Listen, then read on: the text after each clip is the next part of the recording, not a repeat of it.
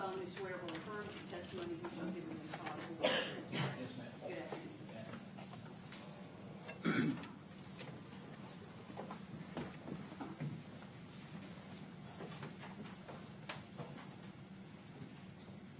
Good afternoon, Detective. Can you hear me okay? Yes, sir. Would you introduce yourself to the jury and spell your name to the court reporter, first Yeah. and last? Yes, sir. My name is Eric Barnes. First name ERICBARNES. And Detective Barnes, how are you employed? I'm a homicide detective with Dallas Police Department, and I'm on an ATF task force enforcing violent crime. How long have you been with the homicide division of the Dallas Police Department? I'm going on 7 years. And I think you just made reference to an ATF violent task force. Yes, sir. How do those two things work in terms of what you do? My assignment specifically with ATF is targeting violent crime, whether it's gang members or drug dealers, any individual committing violence in the city of Dallas, we target them. And it fits hand in hand with homicide because homicide is based on violence. So they kind of fit hand in hand. Now, you're here today because of your involvement in the investigation of the murder of Dr. Kendra Hatcher. Is that a fair statement? Yes, sir. In fact, were you the lead detective in that investigation? Yes, I was. Now, earlier in this trial, the jury saw a video, and on the video, officers are talking, and you heard that one of the officers says there's only one homicide officer on duty tonight. He'll be here when he can. Were they referring to you? Yes, sir. What are the facts and circumstances in terms of how this particular case was only one homicide officer on duty? They actually misspoke. We normally have anywhere between 1 to 3 detectives that are on callback. On that evening, I was the only homicide detective that was on callback at that moment. We have a batting roster that would normally go down. My name was at the top of the batting roster. When the time of this offense occurred, I just made it home, ordered a pizza, and I think I took a couple bites from pizza when I was called by dispatch and informed that there was a murder that I needed to work. So the detectives that were on call beat me to the scene, and I had to come back through traffic in order to make it to the crime scene. So that's what they were explaining with the delay in time. Do you recall approximately what time you received the call? I'm not sure. I know it was after 7:45. Do you recall about what time you got to the crime scene? I believe it took me about 45 minutes to an hour to get there. When you get to that crime scene, what information, if any, do you have at that point? The information that is immediately told to me is that there is a white female that's deceased in the parking garage, laying next to a vehicle, and we believe she's been shot. And that was the first information that was available. And just briefly tell the jury, what are your steps from that point in trying to figure out what direction your investigation is going to go? In the very beginning stages of a homicide, we're just grasping for facts, and that's kind of how it goes all the way through the case. The very beginning, you're starting at a disadvantage because the individual that's involved in, individuals involved in the offense have already had time to kind of figure out how they're going to disassociate themselves from the case. And so we're playing catch up from that point on. So any and all details are important to the homicide detective when they first start working a homicide investigation until they can latch on to some solid facts. When I first arrived at this crime scene, one of the things that I noticed was there were surveillance cameras in the parking garage. And how long does it take you to garner those video from those surveillance cameras and start looking at them? Before I arrived at the scene, individuals that were assigned as callback detectives that were supporting the investigation informed me that there was indeed video and that they identified a possible suspect vehicle of an older model black Jeep Cherokee. But we were unsure as to what the Cherokee's involvement was at the time of the initial call out. Would that have been, as far as the older model black Jeep Cherokee, would that have been, I guess, maybe the first initial break? Yes, sir. What was it about that black Jeep Cherokee that drew your attention in terms of being possibly involved? What made that vehicle versus any other vehicles in that garage? When we were analyzing the video, once we saw the victim come into the parking garage, we saw that vehicle back out of a parking space shortly after the victim parked. Then the vehicle attempted to exit the wrong way out of the parking garage and kind of left at a faster than normal rate of speed. And that's what raised your suspicion? Yes. Also, there was a 911 call where individuals reported seeing a suspect vehicle, possibly a 95 or 96 model Jeep that may have been involved in the offense.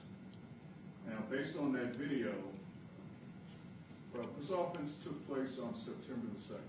That's correct. Was there initially a reluctance by the police department to making that video public? Yes. Why is that? Anytime you're working an investigation, one of the things that I'm hesitant about, like I said, we're already working at a disadvantage. I don't want to provide any additional information to the suspect to let them know that to give them advantage to start getting rid of evidence and putting together alibis.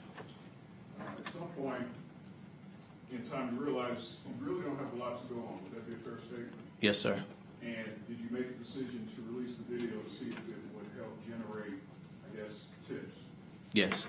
When you talk about one of the things that was difficult about this case in the beginning, there wasn't a lot of information other than we had a victim that was shot and killed. Not a whole lot of links from witnesses or just what the motive may have been. So we were grasping for any facts that we could to get the investigation rolling. Do you remember what day the video was released? Yes, I do. It was released September 3rd. How long after it was released do things start to begin rolling? Immediately. We released the video, or still shots from the video, and it was played on the evening segment of the news on September 3rd. After the video was played, I was en route to my residence. I've been up for almost 48 hours. I was en route home. I just parked in front of my house when I started receiving a phone call on who the individual driving the vehicle may be. You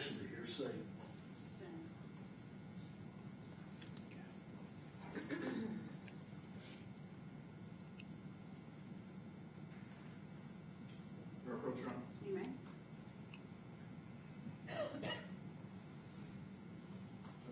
Detective, I'm going to show you what's marked as State's Exhibit 20. And have you seen this before? Yes, sir. And does the video that's on here, does it fairly accurately represent the video that you reviewed as part of your investigation? Yes, sir. From the parking garage. Let me also show you what's marked as State's Exhibit 22. Is this another copy of that same video from that parking garage? Yes, sir. And does it accurately reflect the video that you reviewed from that parking garage? Yes, sir. Additionally, State's Exhibit 23. Have you seen this before? Yes, sir. Is this the same video of that parking garage security camera? Yes. On this video, however, are there portions where there are arrows that highlight the movements of certain individuals and vehicles? Yes, sir. Your Honor, we'd offer States 22, Hatcher, States 20, 22, 23.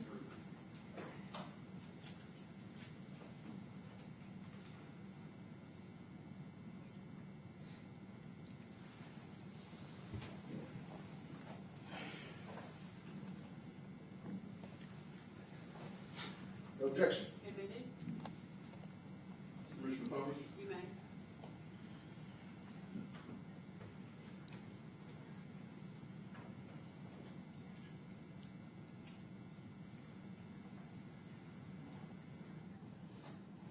Detective, I'm showing you State's Exhibit number 20.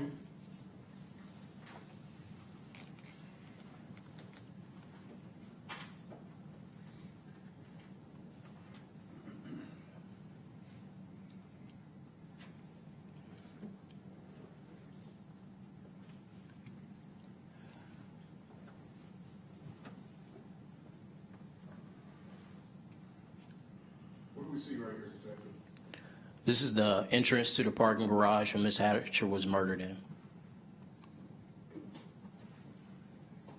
And the time, what does the timestamp tell you? It's 11:42 a.m. on September the 2nd, 2015. So we were talking about the afternoon, early afternoon of September the 2nd. Yes, sir. And on this video, are we going to see a black Jeep? Yes. What type of vehicle is that? It's a Jeep Grand Cherokee.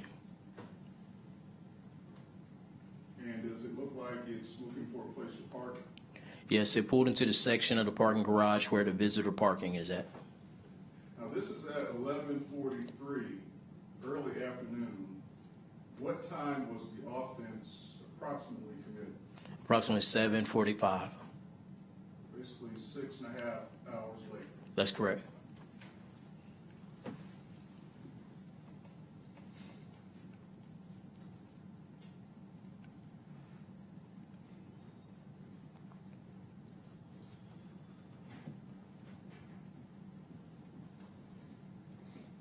Is this that same parking garage? Yes, sir. Same entrance? Yes, it is.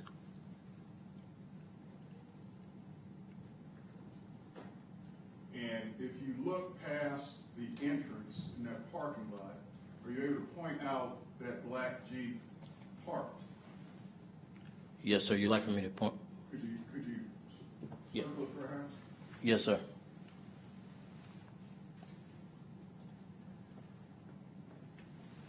So the clip that you just first showed and the clip that we're seeing now, is this consistent with that vehicle coming in that garage, leaving the garage, going back out and parking across the street?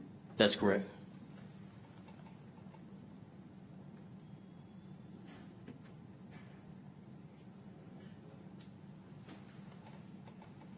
Are you familiar with what type of cameras are in those garages, or in that particular garage? Yes, there's some that at the entrance of the parking garage, they're motion activated cameras. So there may be periods of time which the cameras do not operate if there's no movement.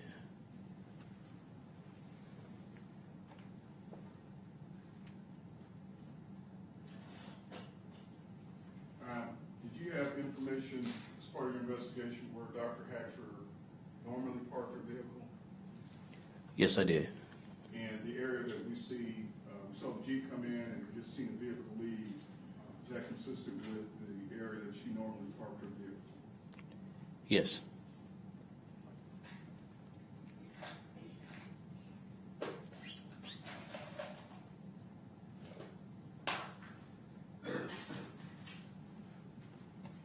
Now, 11:58, 11:57, what are we seeing right here? There's a black Jeep Grand Cherokee that we believe is a suspect vehicle passing by. Is that consistent with that vehicle having now left that parking lot, is driving off from that scene? Yes, sir.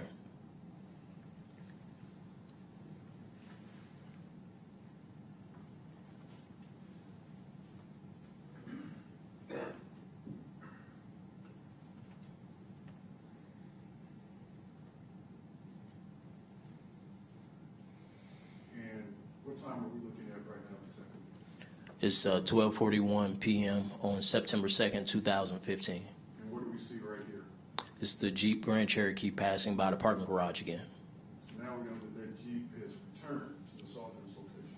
That's correct. Still several hours prior to the offense, is that a fair statement? Yes.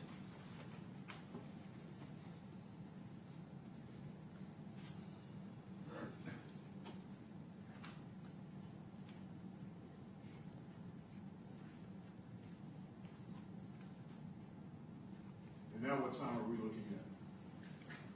It's approximately 7:03 p.m. Is that still the same entrance to the parking garage of Dr. Hatcher's apartment? Yes, sir. And if you look across the street, did you see a vehicle moving in the background? Yes, I did. What type of vehicle was that? It appeared to be the same black Jeep Grand Cherokee. And fair to say, would that be the same parking lot that that Jeep was parked in earlier that day? Yes. vehicle right there in front of us, it's on screen. You able to tell what type of vehicle that is? The one driving through the parking lot across the street? No, one leaving the parking lot, I'm sorry. Appear to be a sports car of some sort? Yes, sir. Dark colored two-door sports car.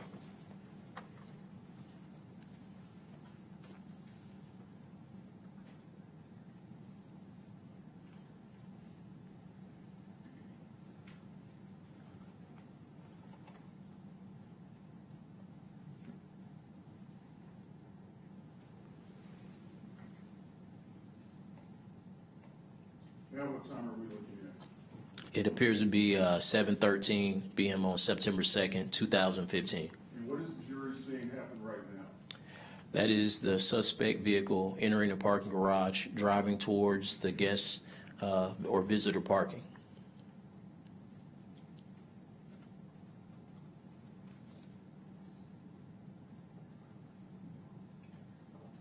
The vehicles that are they leaving a locked, gated area?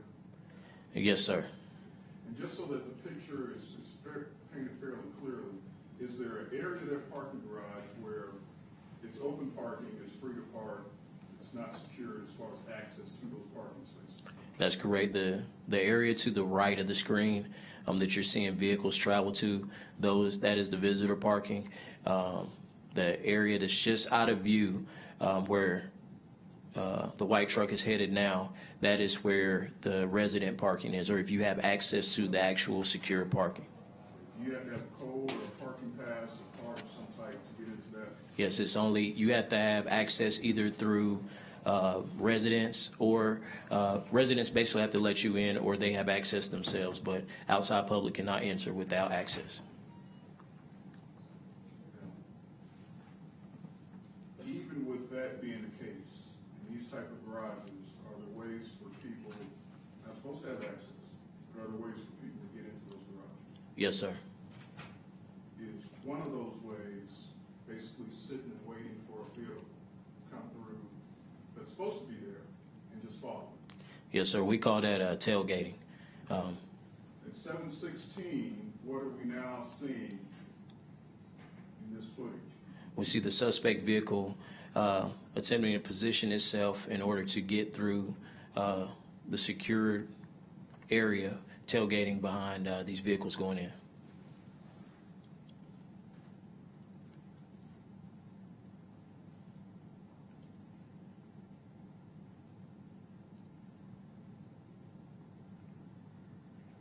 Now, at the time that you are reviewing these videos, you don't know who's driving that Jeep, do you? I have no clue. You don't know how many people were in the Jeep, do you? No, I don't. But the Jeep itself becomes the basis of your initial investigation. The Jeep was the starting point for the investigation. Now, what time are we looking at now?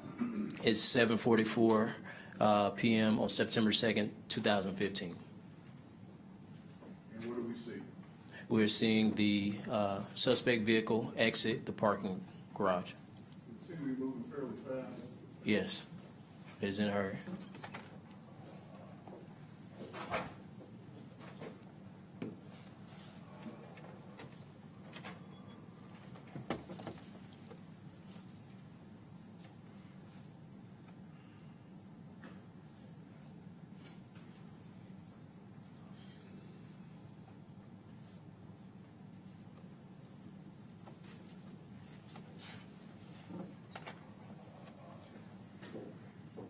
Now, we're looking at State's Exhibit 22.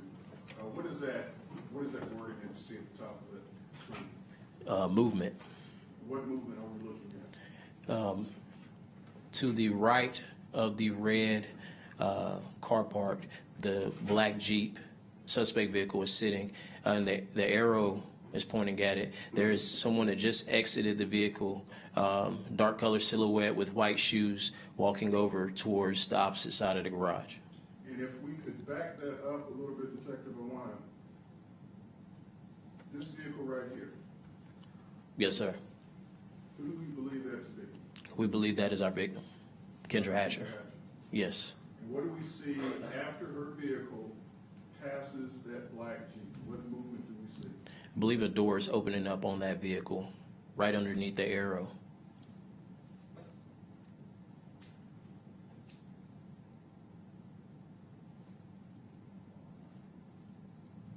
And do we clearly see an individual walking down towards where she was parking her vehicle? That's correct.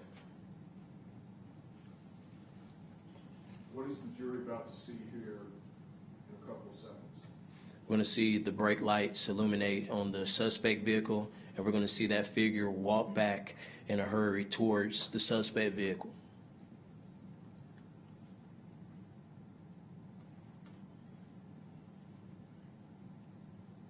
You described a few minutes ago that vehicle, that black Jeep, going down the wrong way. Do we see that happening here? Yes, it's making the wrong turn to get out of the parking garage. You can't get out through that way.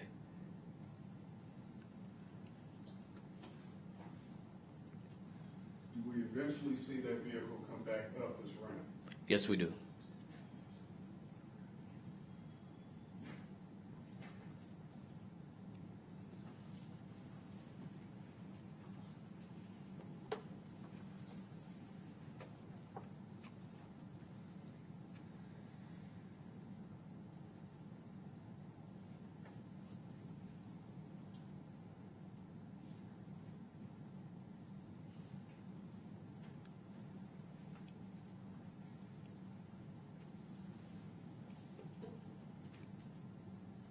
Now, this camera right here, this is not the same camera as we just viewed. I'm sorry, can you repeat that question? Okay. This video does not have the arrows. Okay, that's right.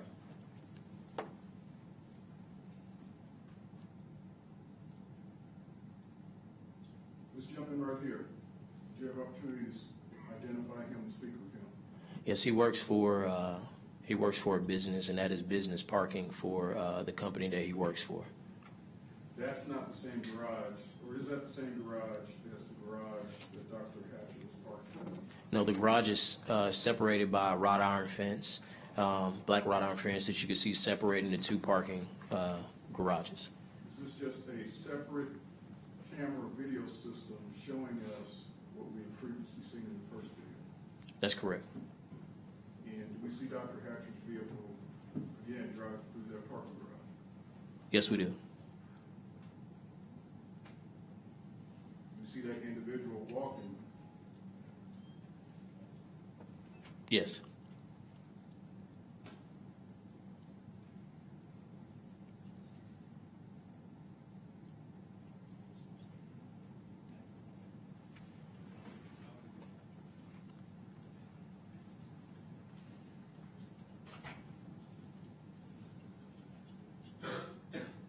We see taillights. Yes, we do. Do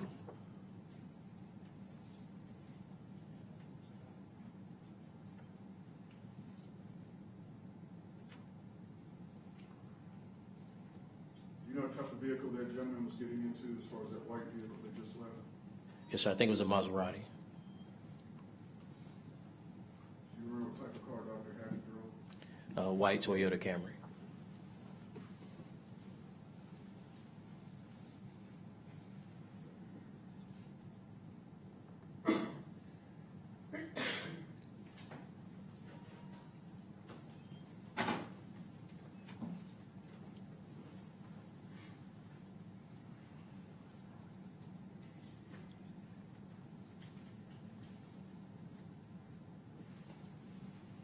What type of vehicle is that now that's leaving the parking garage? Detective? A Corvette.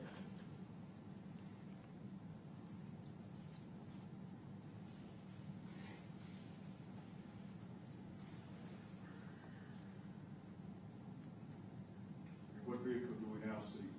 The dark color vehicle making the turn right now is a suspect vehicle. And are they exiting the parking garage? Yes, they are.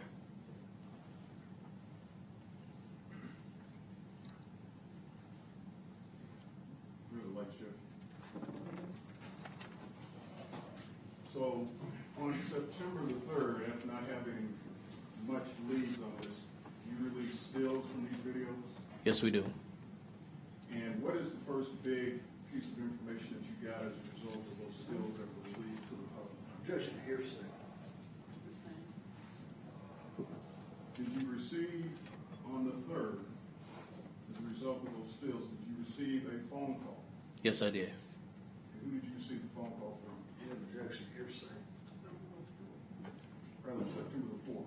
Did you receive a phone call from Jose Luis Ortiz? Yes. Do you recall what time of day you received that phone call? It was early morning that we were notified by Mr. Ortiz. And why was Mr. Ortiz calling you? Mr. Ortiz said that he. Objection to hearsay. It's the same. As a result of your investigation, did you find out why Mr. Ortiz was calling you? Yes. Did Mr. Ortiz, as part of your investigation, did you learn that he had information related to that Jeep? Again, objection to hearsay. Just phrase the government witness as hearsay. Yes. And were you able to determine, based upon that information, who was the owner of that black Jeep? Objection to hearsay. Yes. Who was the owner of that black Jeep? Objection to hearsay. Mr. Ortiz. As a result of learning he was the owner of the Jeep, can you tell the jury the next steps that you took? We brought him down to the office for questioning. We towed the vehicle from his shop and placed it in protective custody at Dallas Police Auto Pound.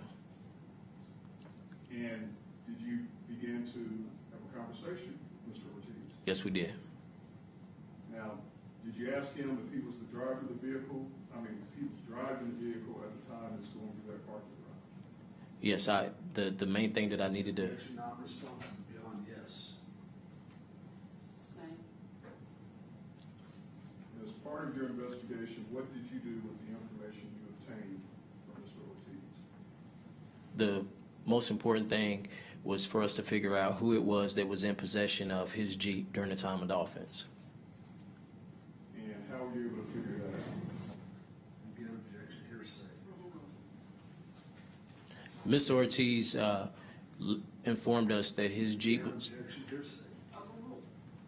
Mr. Ortiz informed us that his Jeep was borrowed by Brenda Delgado and Crystal Cortes. Did he explain to you how he happened to know Brenda Delgado? Objection to hearsay. He said they were childhood friends. Were you able to determine what time or what day that vehicle was borrowed by Brenda Delgado? Same objection.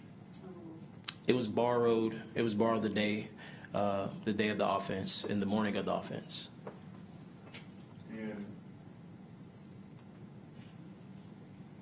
did Mr. Ortiz strike that? So the vehicle was borrowed that morning. Did Mr. Ortiz give you any indication of when the vehicle was supposed to be returned to him? Again, objection to hearsay. Mr. Ortiz thought the vehicle was going to be out for a short time. He was expecting to get it back, and later in the evening hours when he didn't receive it, he spoke with Ms. Delgado about where the location of his vehicle was at. Let's go back to the morning that she initially borrowed the vehicle. Did the defendant, Brenda Delgado, tell Mr. Ortiz why she needed to borrow a vehicle? Yes. Objection to hearsay. Why did she need to borrow the vehicle? Objection to hearsay. Mr. Miller, I'm going to give you a running objection. May I have one objection all overruled? Why did she need to borrow the vehicle? Crystal Cortes, a vehicle that was being driven by Crystal Cortes, was having mechanical issues. So they took the vehicle over to Luis Ortiz's shop and used the black Jeep as a loaner vehicle. At least that's the story that they gave him. That's correct. And based upon that information, Mr. Ortiz, what is your next step in your investigation? I built a timeline, tentative timeline about where he was at that day once he was able to encounter Ms. Delgado again, and when he actually was able to get his vehicle back. Now, when he first comes in, is he a suspect in this offense? At the very beginning of the offense, everybody's a suspect. At the time that I talked with him, I had no information linking him to it other than he voluntarily said, hey, I believe my vehicle was used in this offense. So I sat down and talked with him. So I had no information that pointed towards him. I treated him more as a witness until I was able to determine what his involvement was, if any. And after finding out about Brenda Delgado, what steps do you take to talk to her? I tried to make contact with her by phone. I was able to contact her, and 2 detectives from our office went and picked her up and transported her to our office. Do you know where she was at the time she was picked up and you brought to your office? Yes, I do. She was studying with a classmate in Irving. And at some point she's brought down to your office? Yes, sir. Do you personally speak with her? Yes, I do. Now, at the time that she comes in to speak with you, is she a suspect in this offense? Initially, I learned that she may have been the individual driving the vehicle, but I had nothing to substantiate that at that point. If we fast forward towards the end of your investigation, towards the end, did you have much more information about Brenda Delgado than you did that day you talked? I had a lot of information. The day that you spoke with her, the information that you got from Brenda, the evidence that you had at that point in time, was that enough evidence to arrest her for the offense of capital murder? No, it wasn't. One of the things that, as a homicide detective, Not responsive beyond Suspect. Why not? as a homicide detective, the last thing you want to do is put the wrong person in jail. And at that time, the investigation was too premature to make a rush decision on who was involved and what involvement they had. At some point in time, did you have enough information to arrest Brenda Delgado? Yes, I did. Did you make an attempt to do so? I did. Were you able to do so? Yes. At the point in time you had enough information, were you able to arrest her? Not on that date, no, sir. Why not? She wasn't in the country.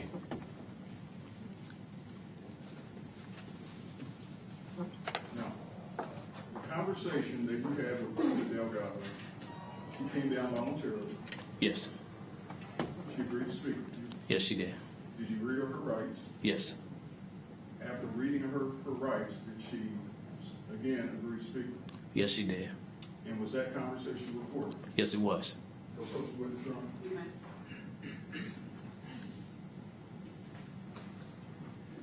So you states Exhibit 393. Is that the interview with Brenda Delgado? Yes, sir. And what is the date on that interview?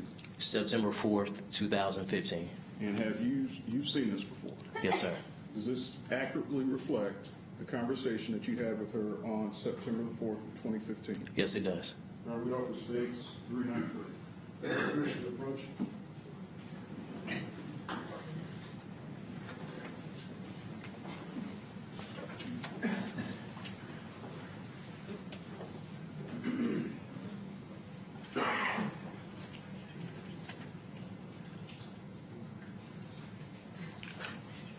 Thank you.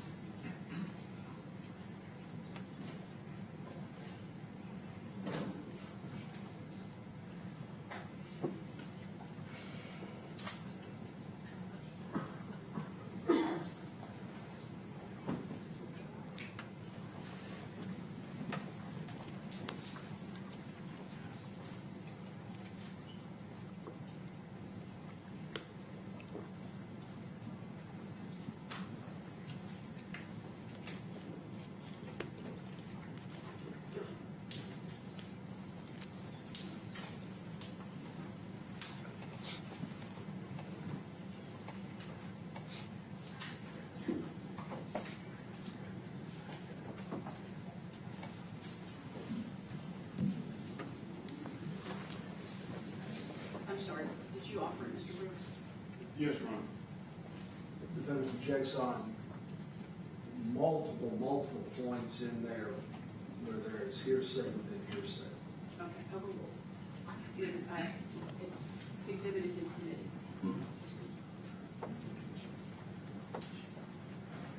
You want the White Sox? Yes, Your Honor. Permission to publish.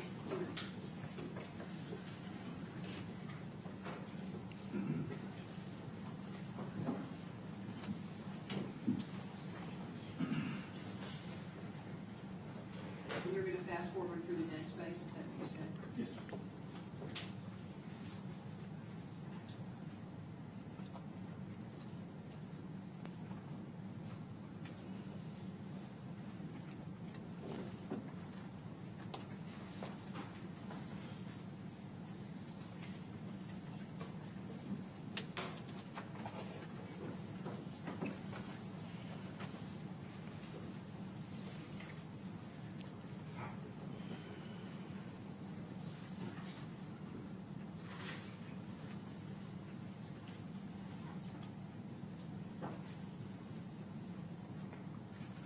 Please don't take it. No. So you probably.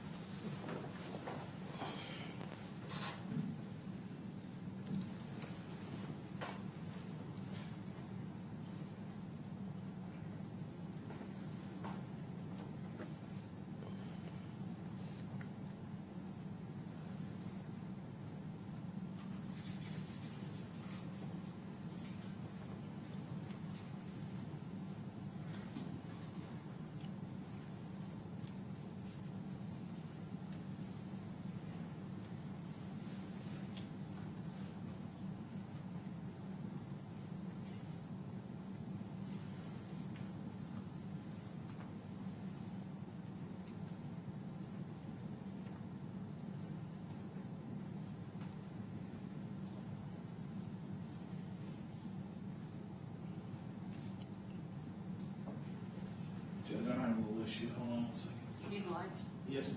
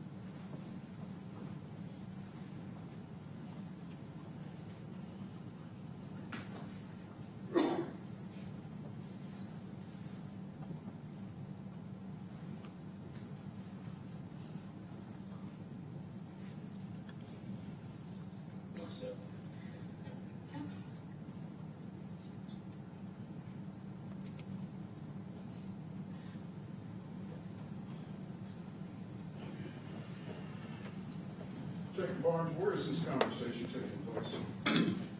It's inside the Dallas Police Headquarters Homicide Unit in room 2.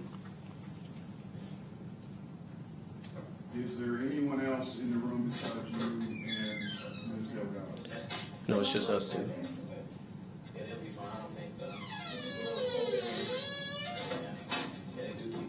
You get a little volume, it's pretty smart. Sorry. Like I said, I appreciate you coming down and talking to me. Yes, sir. I'm working. Of course, I'm working on murder investigation. Yes. That lady was killed on Wednesday, and I'm the guy that's assigned to the case. Your name came up in the investigation, so I wanted to sit down and talk with you, and kind of figure out what's going on and get your version of the events. One of the things that I do as a detective, I know you've never been here before. At least I don't think you have. No. Okay. So you're probably a little nervous. You don't have to worry about, I'm not going to be yelling and slapping my hand on the table, any of that kind of stuff. That's not my style. The way that I work, I like to believe what people are telling me. I know sometimes when you're nervous, things may slip your mind, or you may get a little hurried and say things a little different. It's cool. Okay, I can understand those things because this is an intense situation for a lot of people. But I'm about as laid back as it gets. Okay. Okay, so if it's something I'm asking you, if you don't understand what I'm saying, or if I'm talking too fast, or whatever it is, just ask me to repeat myself. Can I address, how did my name come up? I don't know. Okay, I'll explain all of that to you. Yes, I want to know. But I want to get, before I do that, I have an administrative thing that I have to do. Of course, yeah. This is a personal information sheet, and it just documents who I'm talking to. Of course, yeah. And it's a way for me to get to know you a little bit before we get into this, okay? Sounds good. All right. If you have any questions, you need to use the bathroom. Yeah, I just need to know. Okay. Well, if you need to use the bathroom or any of that other stuff, just stop me, and we will make that happen. I want to make sure that you're comfortable while you're here. Perfect. Okay? We'll work together. All right. How do you spell? Brenda. Brenda. Okay. I am second. I like that. Yeah. I'm part of it. Yeah. Yeah. Well, you know, Detective, what did the defendant just say to you right there? she recognized that I was wearing an I am second bracelet. And she said that she reached out to me and let me know that she liked that and that she has one. There's a long story behind this. I'll tell you in a minute. But I believe in yeah, I do too. That's why I normally don't wear jewelry. You know, this is. How did you interpret what she was doing right then and there? It kind of. Relevancy. It caught me off guard. Normally, when we begin an interview, people that are coming to a homicide interrogation room, being questioned about a homicide, normally they are a little more closed. She was actually open to the conversation, and it seemed like she was trying to build rapport with me as well. That's what I took that as. Like she was trying to relate with me as soon as she came in. Is that something you normally see? Is that something you would normally try to do? That's normally my job, but she beat me to the punch. This is who I am. So if people see anything outside of police, that's what I want them to know about me. Me too. I don't wear it because my wrist is too tiny, but Yeah, you do have some. all my family, they're true believers, and I want to cooperate. I want to know what's going on, and I want you to. Okay. Well, I will be 100% honest with you. Yes. That's what you can count on from me. And I will be too. Okay. How do you spell your last name?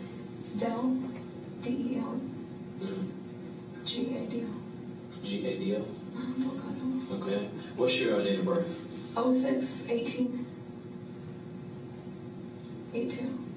Okay. Address? Oh, I just moved. Can I get my phone? It's on my phone. I live on Washington. You know where Houston place is that? Mm-hmm. That's I don't know my physical address. Okay. I moved like maybe I've been there. I can see it like on my phone, but I don't know it like by heart. Okay. Because I recently moved, but I don't know it like by heart. I can get my phone. I can show it to you. Yeah. Okay. Well, we'll get through this real quick, and then I will. I just know my zip and my apartment number. That's one. Okay. What's your apartment number? 409. 409. zip is 75204. 75204. What's your phone number? 972 Okay. 467 467 7995. 7995. Yes, sir. Is that a cell phone? It's my cell phone. You Cell can phone. contact me directly through there. Okay. Now, is that, how long have you had that number? For 4 years, maybe. 4 years? Yeah, a long time, yeah. What company do you go through? 18. AT&T, are they pretty good? They're okay. They're okay? Yeah, I use Verizon, they drop a lot of calls, so I didn't know. People always say AT&T is bad too, so. I mean, sometimes it depends. I think, like, if you're calling another provider, then, like, say a T-Mobile, or if my parents have T-Mobile, so my calls always drop when they're calling. Yeah. And then blame it on AT&T, of course. Yeah, and you blame it on T-Mobile. Anyway. I always ask this, in case I need to get in contact with you. This is not like your little sisters, no. No, You sir. don't share that with No, her, no, no. or your baby daddy. No, baby no. mama. I sometimes, like, a cousin uses it, you know, but other than that, or friends use it, you know, my family uses it. Sometimes, like, to send text or call people, but other than that. But most of the time, like, how If you call often me, is that? if you call me, then I'll be answering. But if they're with me, like, they'll be like, "Hey, can I use your phone?" Or, you know, Okay, but most of the time the phone. yeah, of course, yeah, With most you. of the time, yeah, of Okay. course, of course. Are you employed right now? I'm in school. I'm School? finishing school. Okay. I know my partner went by a place this morning. We were trying to get a hold of you, and I didn't have a good number. So we stopped by, I guess, your old job off of Lovers, Okay. and we talked we tried to get a good number for you there, and the lady said you hadn't worked there since last year. So Yeah, I temp sometimes there. So I really don't establish there. I Yeah. temp some of the help them. okay, but yeah, we went there. We weren't trying to. Because they called me and they were like, "What's going on?" I was like, "I have no idea." I said, you know, it's just like, just get with them. And I was like, "Yeah, I was at a friend's study." Okay. And that's when you guys contacted me. And I was like, "Sure, you know, I'm going to talk to you." All right. So right now you're unemployed and you're studying. You're in school, right? I'm taking my board exam. Okay. Yeah. Where are you going to school at? I'm done with school. I'm just preparing for board exam. Preparing for board Yeah, exam. I've been preparing for the last 2 weeks. Okay. I took my state exam and I made 100. Oh, that's and good. then I'm taking my board next week. Next week, okay. So I've been like from sunrise to sunset. Just cramming all day. Yeah.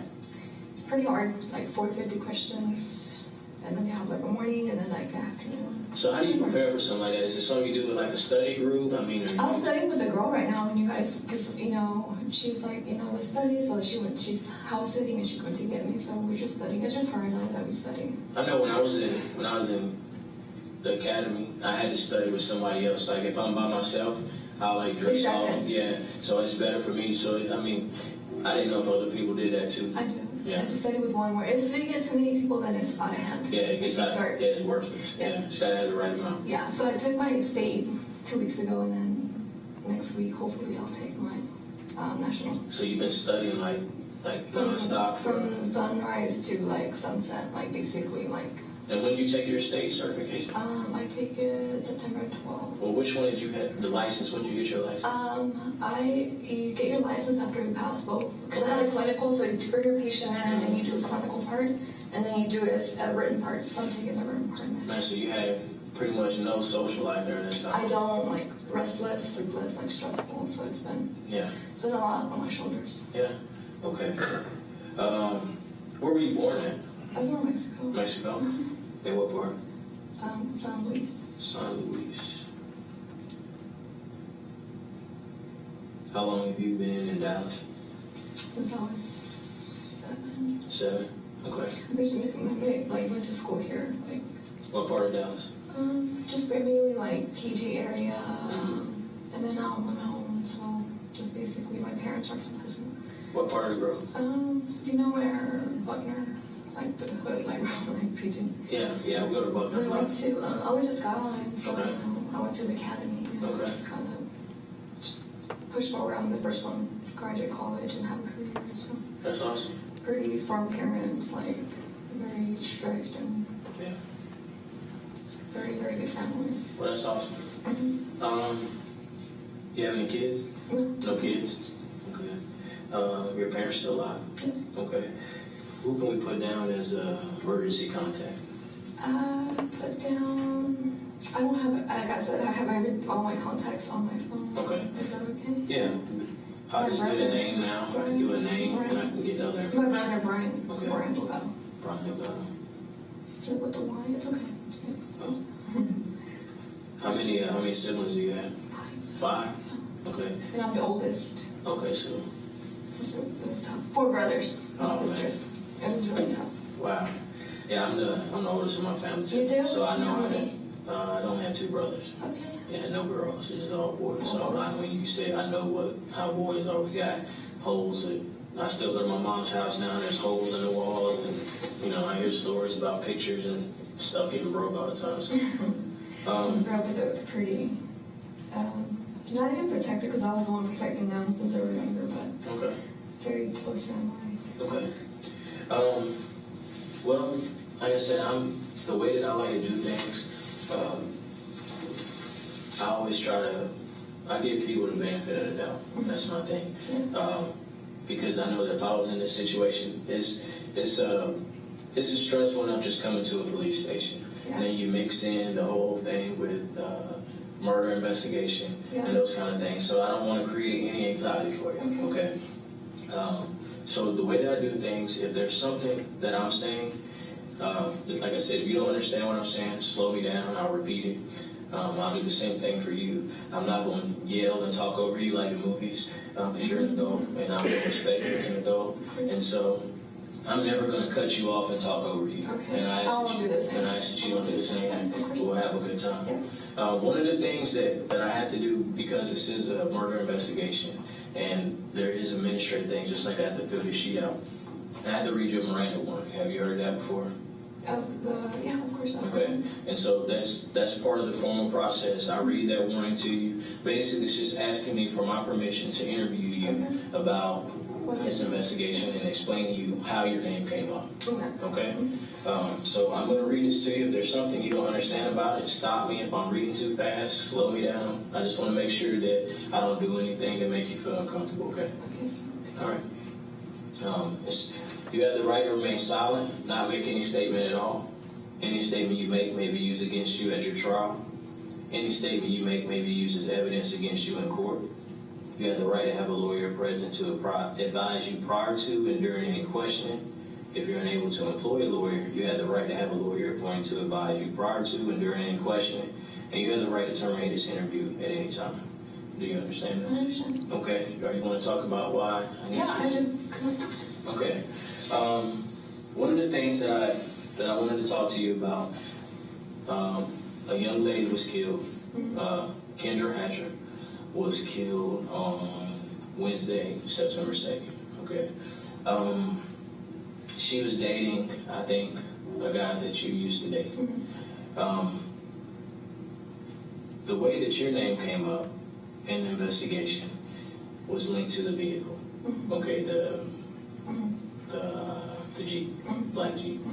And I wanted to talk to you a little bit specifically about Wednesday, what you were doing Wednesday, and, the incident involved in the Jeep. Of course. Okay. Can you tell me a little bit about it? Wednesday, I was in Carrollton, Okay. and I studied from maybe 12 all the way to about 6. And then from 6 we went to Fuzzy's. We had some tacos at Fuzzy's in Carrollton. And then from Carrollton we went to the Chili's off of George Bush. Okay. And that was my day on Wednesday. Okay. Was it Wednesday? Okay. Who were you studying with? Billy, this guy, the classmate. Okay. And you said was Billy with you? Yeah, we went to Fuzzy's. Yeah, we went to Fuzzy's. We studied. Billy and I, we studied the whole day on Wednesday. All day on Wednesday. Okay. And did he go with you to all of those locations? He went with me to Fuzzy's, and then another friend met up with me at Chili's afterwards. Okay. What's Billy's name? Billy Nguyen. Billy Nguyen. How do you spell that? Billy. Okay. Nguyen. I don't know how to spell it. Is He's he Asian. Asian. Okay. Nguyen. Nguyen. Okay. So I was with him pretty much like the whole day on Wednesday. Now, where were you studying in Carrollton? Why? Yeah. The library in Carrollton, because that's like the half point between both of us. Which library? At the Carrollton Library off of Josie. Josie. Yep. Josie and Whitlock. It's kind of like you exit Whitlock off of 35. Okay. I know exactly where you're talking about. It's right behind. And we register like a study room and everything, and we like. Is there a lake beside it? Yeah. Okay. And there's apartments. All right. I think it's Keller Springs. Yes. Okay. Yes, Keller Springs and Josie, 34 Josie, yeah. Okay. Now, what time did you have the room registered for? From 12 all the way to 5:30. 12 to 5:30, and you stayed there from 12 to 5:30? Yes. Okay. And then from there we went to eat at Fuzzy's. Okay, Fuzzy's. Where's Fuzzy's at? Right after, it's at Josie, yeah, Josie, right after Josie. Fuzzy's right after Joseph. Mm-hmm. Okay. And we had some tacos, and we kept studying just like with the application that we studied. Now, is it northbound on Joseph? Like kind of passing the George Bush. Okay. So, look at this so I can keep good track of everything. So, what time did you get there again? You said 12? You said 12? 12 to 5:30? Yep, 5:30. Carrollton Library. Yep.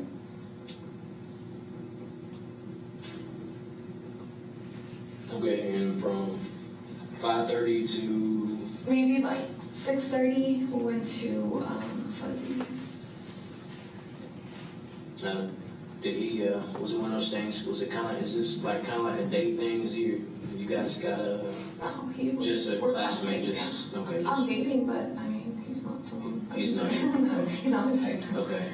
So y'all went to Fuzzy's Tacos. What'd you eat while you were there? We had a quesadilla. Quesadilla? I'm Okay. sure No. to be quesadilla. Okay. Did he pay for it? We split. You split the cost? Okay.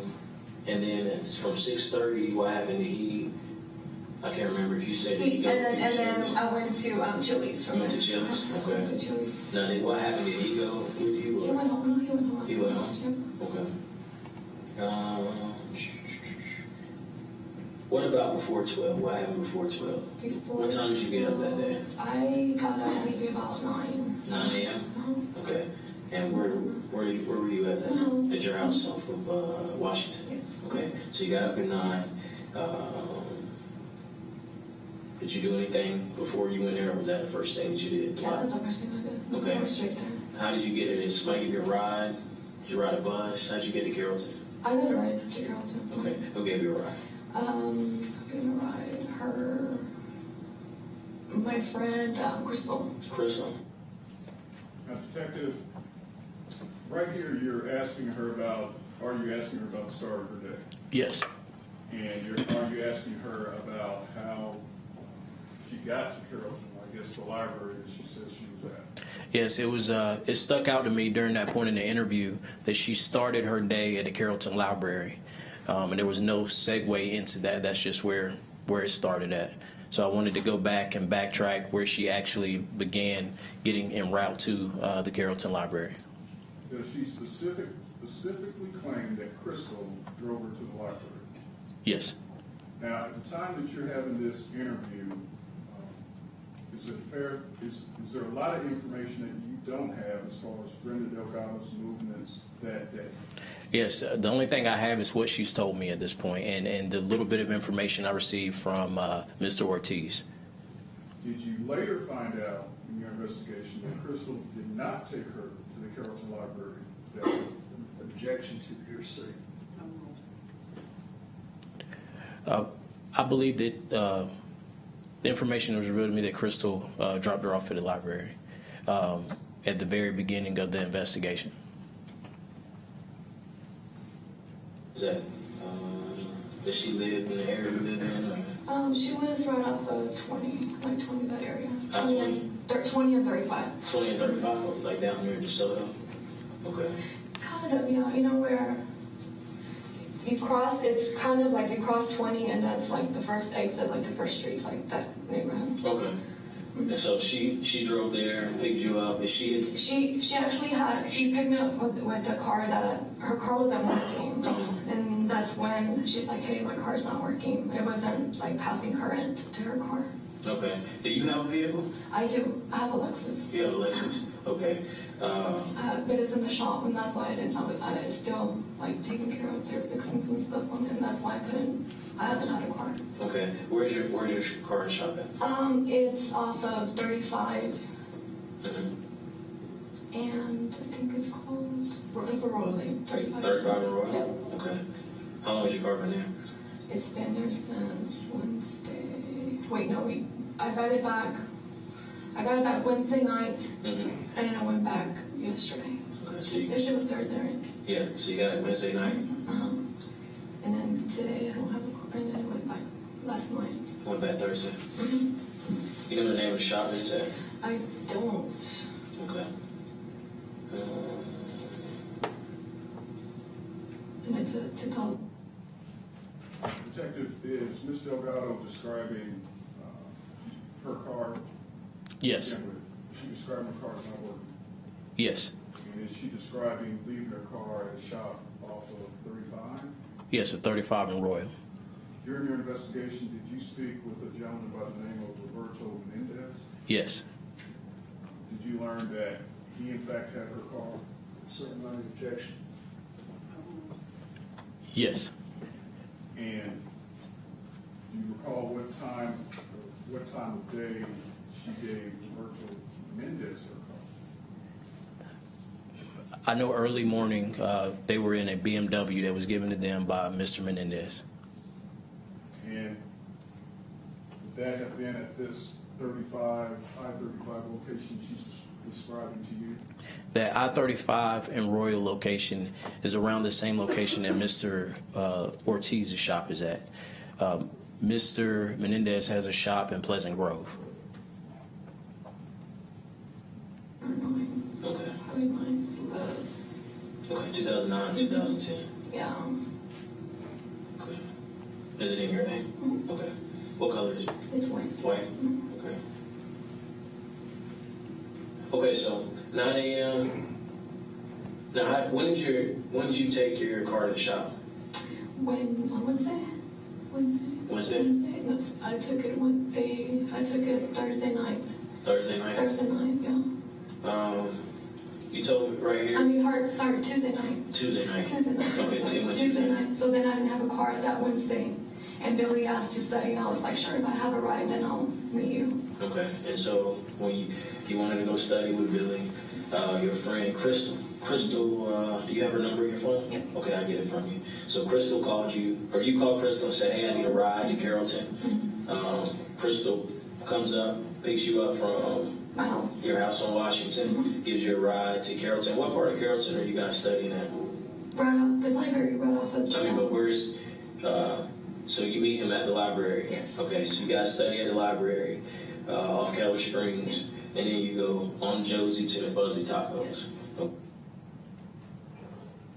Is there any mention of the Jeep at this point? No, there's not. Tacos at 6:30. Where does Billy go? Well, and I go to Chili's. How did you get to the Chili's? Billy took me. Billy gave you a ride to Chili's. Okay. What kind of car does Billy have? He has a Honda, like a green Honda. Okay. Did Billy ever go inside the Chili's? No, he just showed me. Okay. Start with Yes. green Honda. Okay. So you dropped the car on Tuesday. Let me make sure I write this down. Yes, sir, Tuesday night. Tuesday. Yep. How'd you get home When on Tuesday? Tuesday night, my friend that's taking the car, he dropped me off. Okay. Has she made any reference to a BMW at this point? No. What's his name? His name is,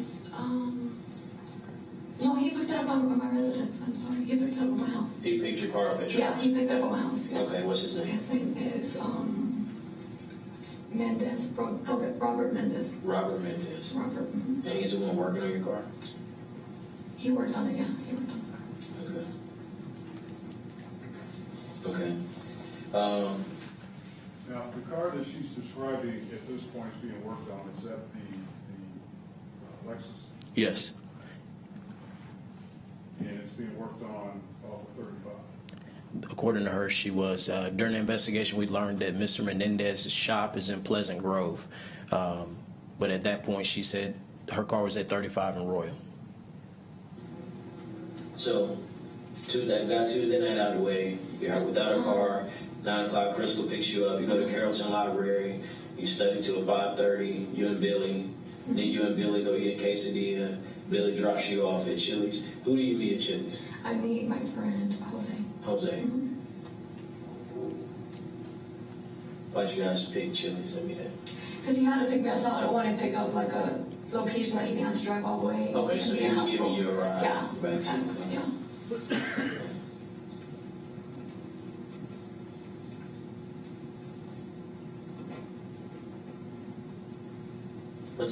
What time did you guys leave there? We left like around 8:30 probably. 8:30? Yeah. Okay. I have the receipt in my bag. I can tell you exactly. It's on my clothes now. Okay. Probably, yeah, it was after 8. Okay. It was after 8. What did you guys eat? We shared fried pickles. Fried pickles? I already had them, so he ordered fried pickles, and I was just kind of, we were talking. Okay. What time did you get there? Right around 7-ish, like 7:30-ish, around there. Okay. 7:30. All right. You said you had a receipt in your bag? Yeah, I can show you Yeah. later. Let's get that. Yeah, of course. I thought I can give you other numbers I can have.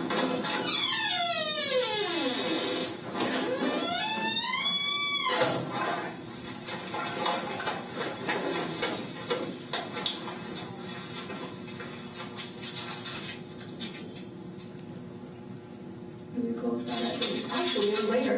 8:57. Okay, you close out at 8:57. Okay.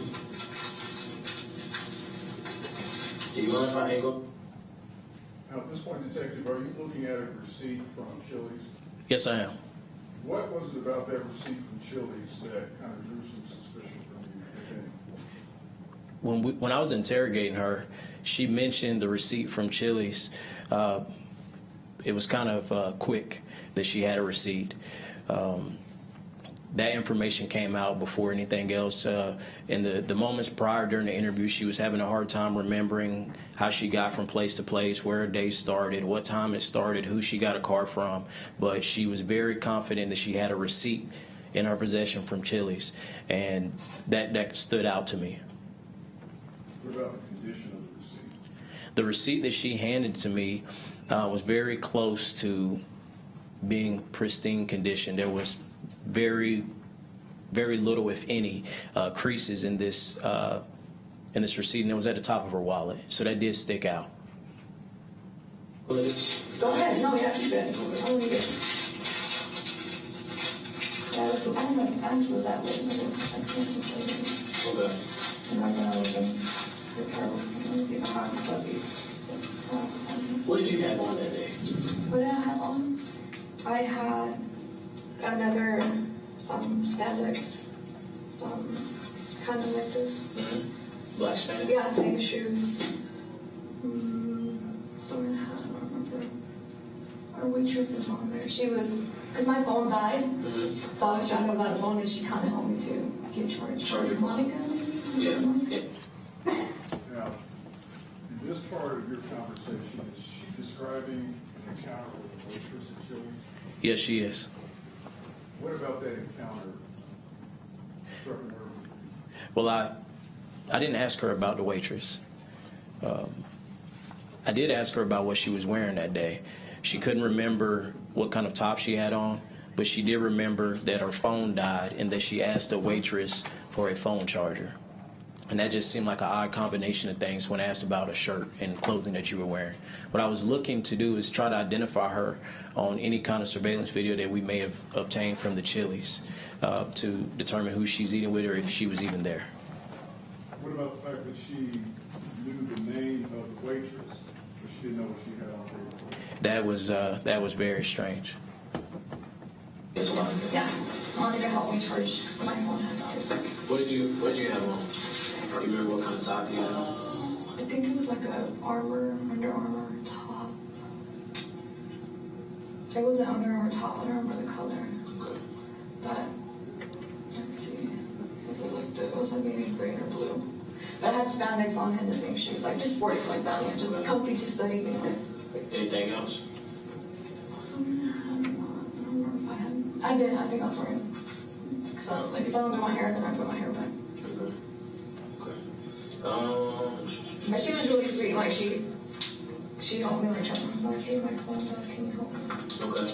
So, you guys are, And let me correct myself, Detective, so the record is clear. You're asking her about events 2 days before. Yes, on the 2nd. what is that? See if it's Fuzzy's receipt. No, it's not. Yeah, this is.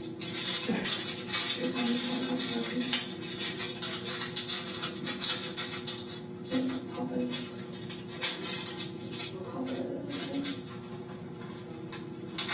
It's all good. I'm not worried. Well, I mean, but that's the last receipt, you know? Like, Yeah. that's the last receipt that that's cool. you can What I'll show where I do, was at. I'll make a copy of this and Of I'll course, get it no, back to you. I don't need it. Okay. I mean, obviously, I don't need it. Okay. So, you stay there until That time, like 9 something. it's about 9 o'clock. 9:50 or what is that time?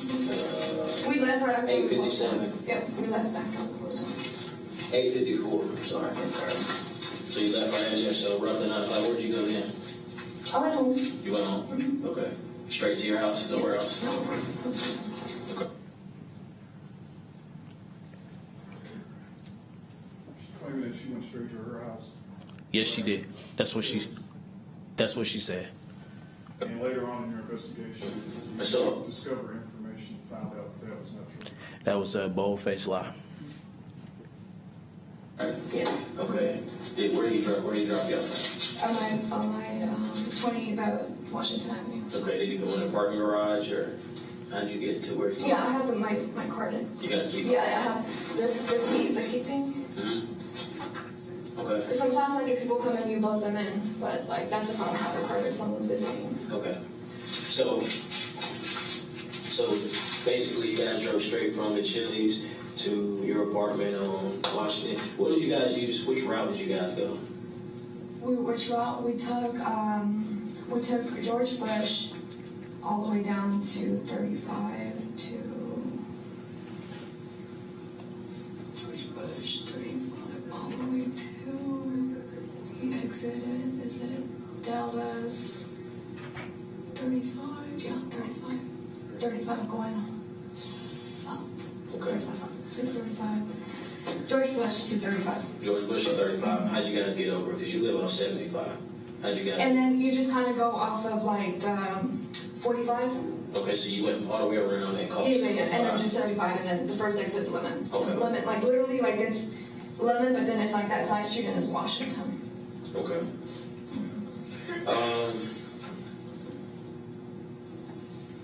So he dropped you off. You said what was he driving that night? He was driving a BMW. A BMW. Okay. Is that his car? I don't know. I have no idea, honestly. Yeah. Okay. What color?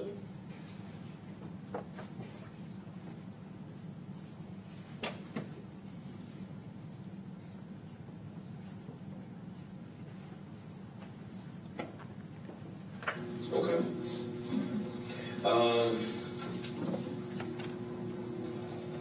So he dropped you off. You said what was he driving that night? He was driving a BMW. A BMW. Okay. Is that his car? I don't know. I have no idea. At this point in time, do you have any information, or do you have any information that there was a BMW involved at this point? No, I don't. As to the specifics of the BMW, no. Yeah, honestly. Yeah. Okay. What color is the BMW? It was dark, so I really don't know. Dark colored BMW. I think it was like a, yeah.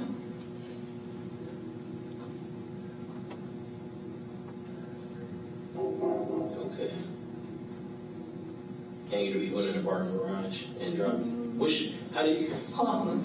So from 75, yeah, he went inside. Okay, so you go inside. Did he stay over there for a while, or how did that work? No, we just, no one goes inside my house. We just- Okay. How long have you known Jose? I've known him since I was 6, 7 years old. Okay. We grew up together. Okay.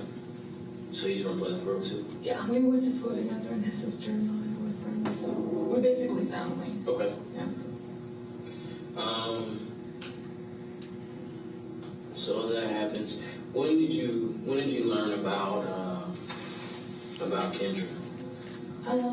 I have no idea. I kind of see feed, but I really don't know what's going on. Like, I have no idea. But I'm saying, like, let me know how I can help, or how can I be a source, or. Oh, no, I'm saying, what did you say? I'm sorry. All you see is feet? Like on the, like, say, like, they're sharing, like, someone was, like, a feed on Kendra, and that's all I know. Oh, a feed? Feed on Facebook, Okay. and that's all I know, but I have That's no how you idea. found out it was from Facebook? Yeah. Okay. Facebook, definitely Okay. Facebook. And then, Were you and her friends on Facebook? no, I don't know who the girl is. Like, I have no idea. No. Now, at this point in your conversation, she's denying knowing who Kendra Hatcher is. Is that fair? That's correct. Also, at this point, do you have her cell phone? Her cell phone, I believe, is sitting outside the room with her property. I know it was taken away from her, but I haven't looked through her or asked her to look through her phone yet. Jury's heard testimony about cell phone dump, what that entails and how it's done. At this point in the investigation, had a cell phone extraction been done on her phone? No, it hadn't. Her approach was sure. You may.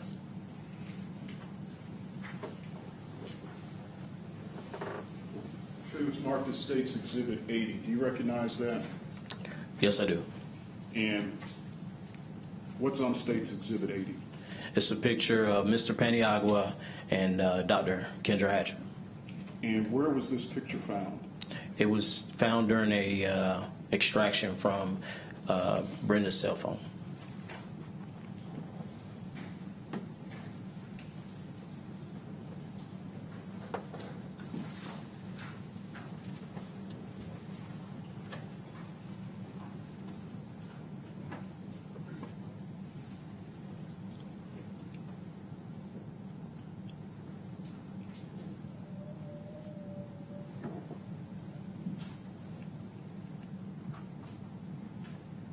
So on September the 4th, when she says she doesn't even know who Kendra Hatcher is this photograph on her cell phone?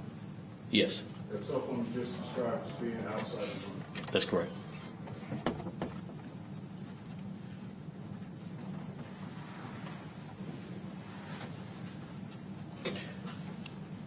Also, during this point in the interview, one of the things that I noticed was Objection, evidence, and other responses. What other things did you notice at this point in the interview? Ms. Delgado's posture.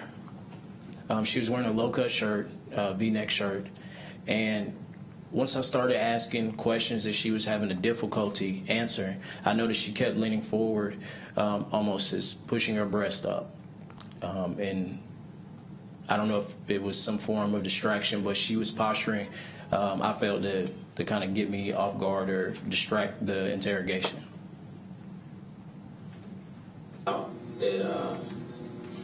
When did you find out that she was there? I think like the next day. Okay. Did you know who she was? No, I did not. Okay. So you didn't know that she I have was? no idea. No, I don't know who the girl is. But she dated. Do you know who she dates currently? I just got a message from my friend, my Ricky, and then he just kind of, I didn't see it till like the next morning. Okay. But like, he was just like, hey, you know, he was just very sad. I have no idea, like, Okay. as far as like who he was seeing, as Okay. far as, I mean, we broke up a year ago, so we just become friends, like, we're just really close friends since then. Okay. One of the things that I want to ask you for, to kind of confirm your location, is to ask you for consent to look at your phone. Yeah. Okay. That way I can look at all the call logs, have the times, and we can make sure that I can just back up your timeline from your phone. Okay. Do you mind giving me these numbers for these people? Yeah.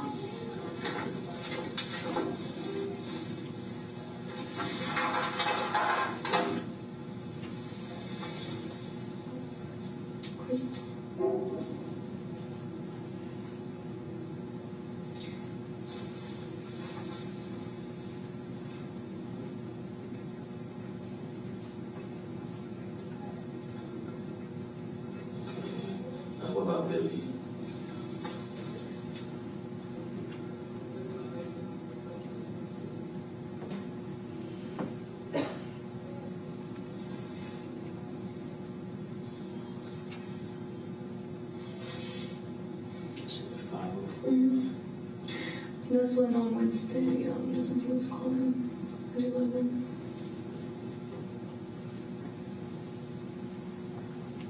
About what time was it that Crystal picked you up from your house? You remember?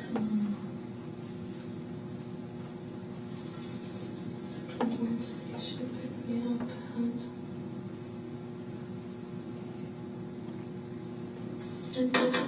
Garage Oak.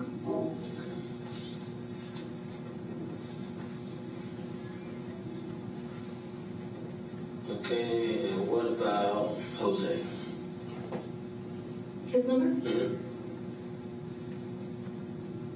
214 Okay. 586 7663. 7663. Okay, what about Robert? Robert Mendez. The one that 214 Okay. 356 356 4651. 46. Okay. Let me, And this one, let's see.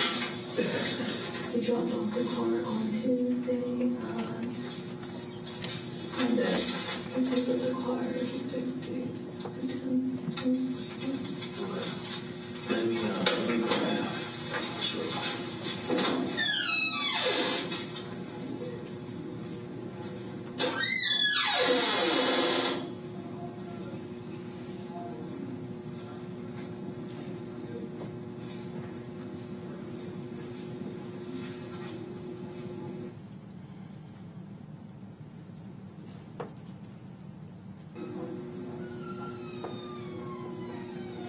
My phone records are gonna.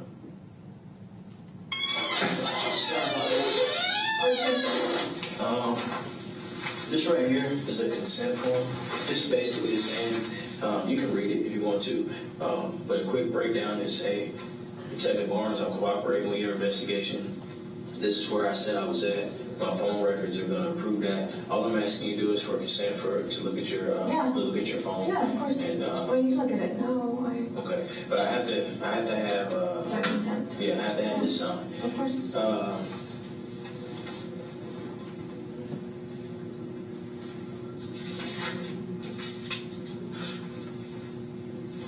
So you're from the Greedy Grove, huh? Yes, sir. What about you? Where'd you go? I'm from North Carolina. Yeah, I'm from down. So I spent a lot of time working in Pleasant Grove, though, like over near the Bazaar and Jim Miller. That's really like intense over there. Yeah, there's a lot of stuff going on.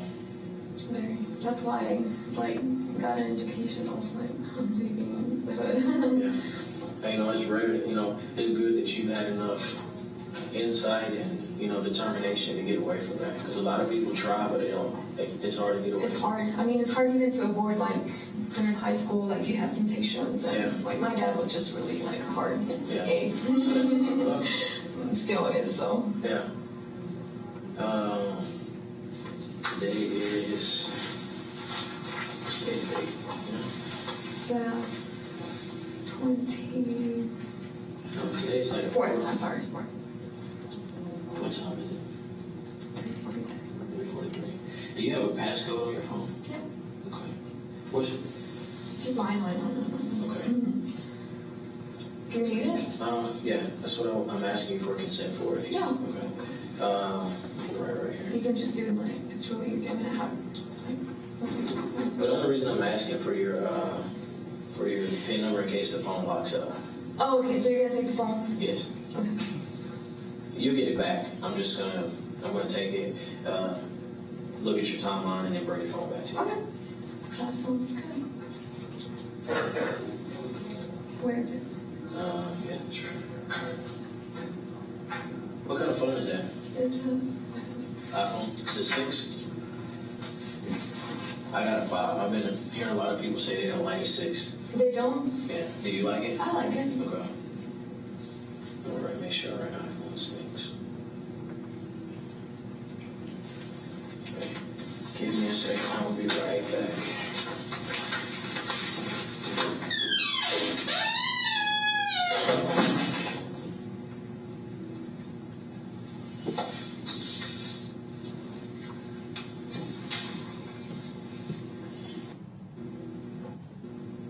maybe, I've never.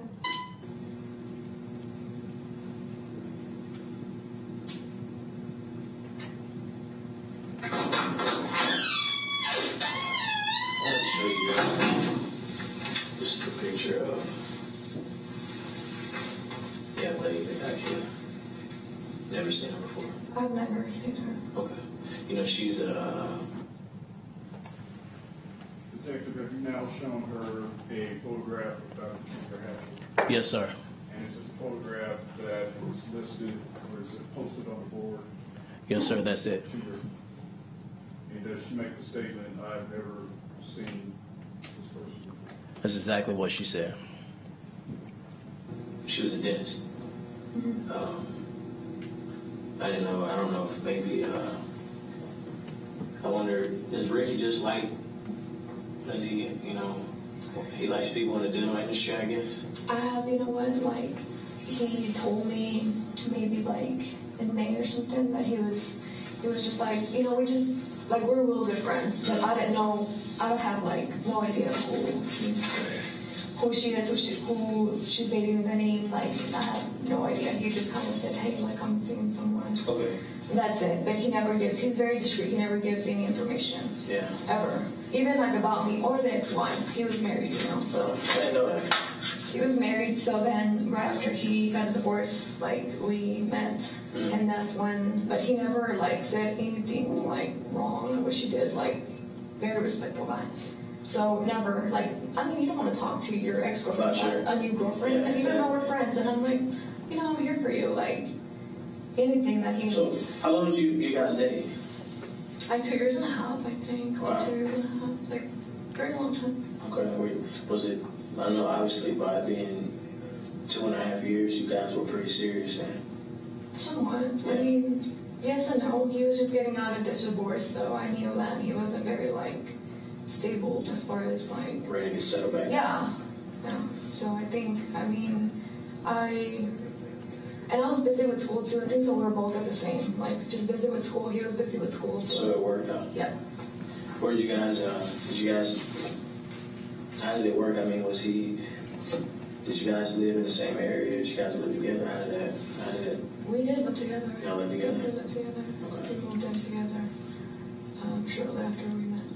The reason I'm asking is because it's just kind of, you know, a lot of times, I know, I can only speak for myself. I know a lot of my... You're not married. Well, I am, but I don't...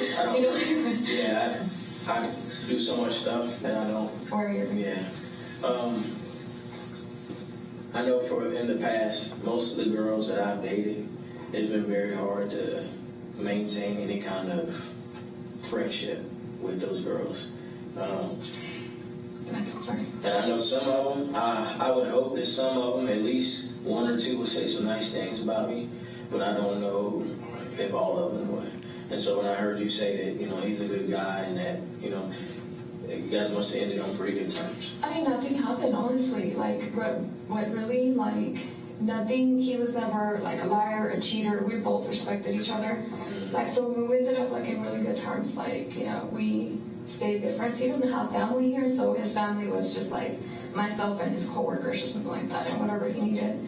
Hey, do you know, or do you need, you know, just very a close friendship. Like, we didn't end, like, in bad terms. Okay. So even like I said, I knew it because the next day he sent me a message, and then I'm like, So he sent you a message, was that yesterday? I saw it, no, like in that night, but I didn't see it because I was like around 10:30, and I was signed on my Mac. Okay. So it went through the Mac messaging. So then when I logged in the next morning, It popped up. yeah, and I'm like you can look at my logs, I'm like, hey, like, I just saw this morning, and I called him, and his sister was there already. Okay. But, I mean, that's pretty much as where it went. Okay. And I was just like, if you need anything, like, I'm here, as always. How often do you guys talk?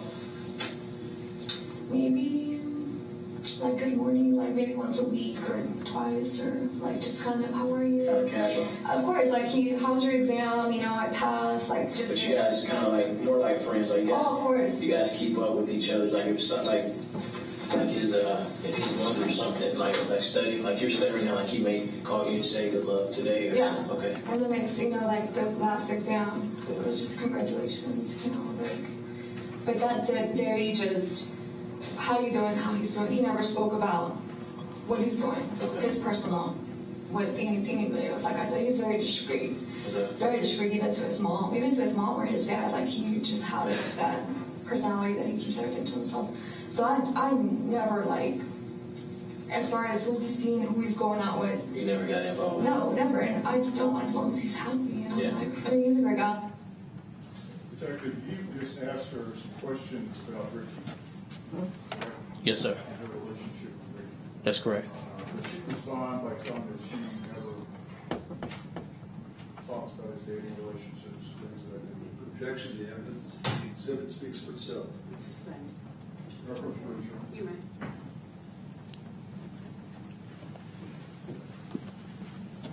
We show you States Exhibit 82, 83, and 84. Have you seen these before? Yes, I have. And do you recognize them for what they are? Yes, I do. And are these screenshots that were found on that same telephone that belonged to Ms. Delgado? Yes, they are. States 82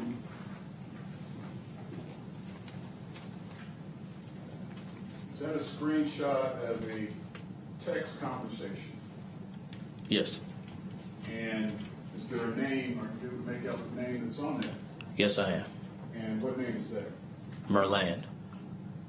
Did you have an opportunity in your investigation to meet Merlana? I talked with her over the telephone. Was there a dating relationship between her and Dr. Paniagua at some point? Objection, hearsay. Yes. And was that dating relationship after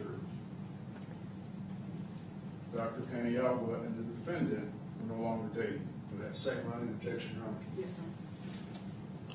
The dating relationship between Dr. Paniagua and Merlana, was that dating relationship after he ended his relationship with Brenda Delgado? And for the record, the running objection is overruled. Yes, sir. Yes. States 83. Again, Detective, does that appear to be a screenshot of a reservation for some travel arrangements? Yes, it does. And whose email address is on that screenshot? Mr. Paniagua's. States 84.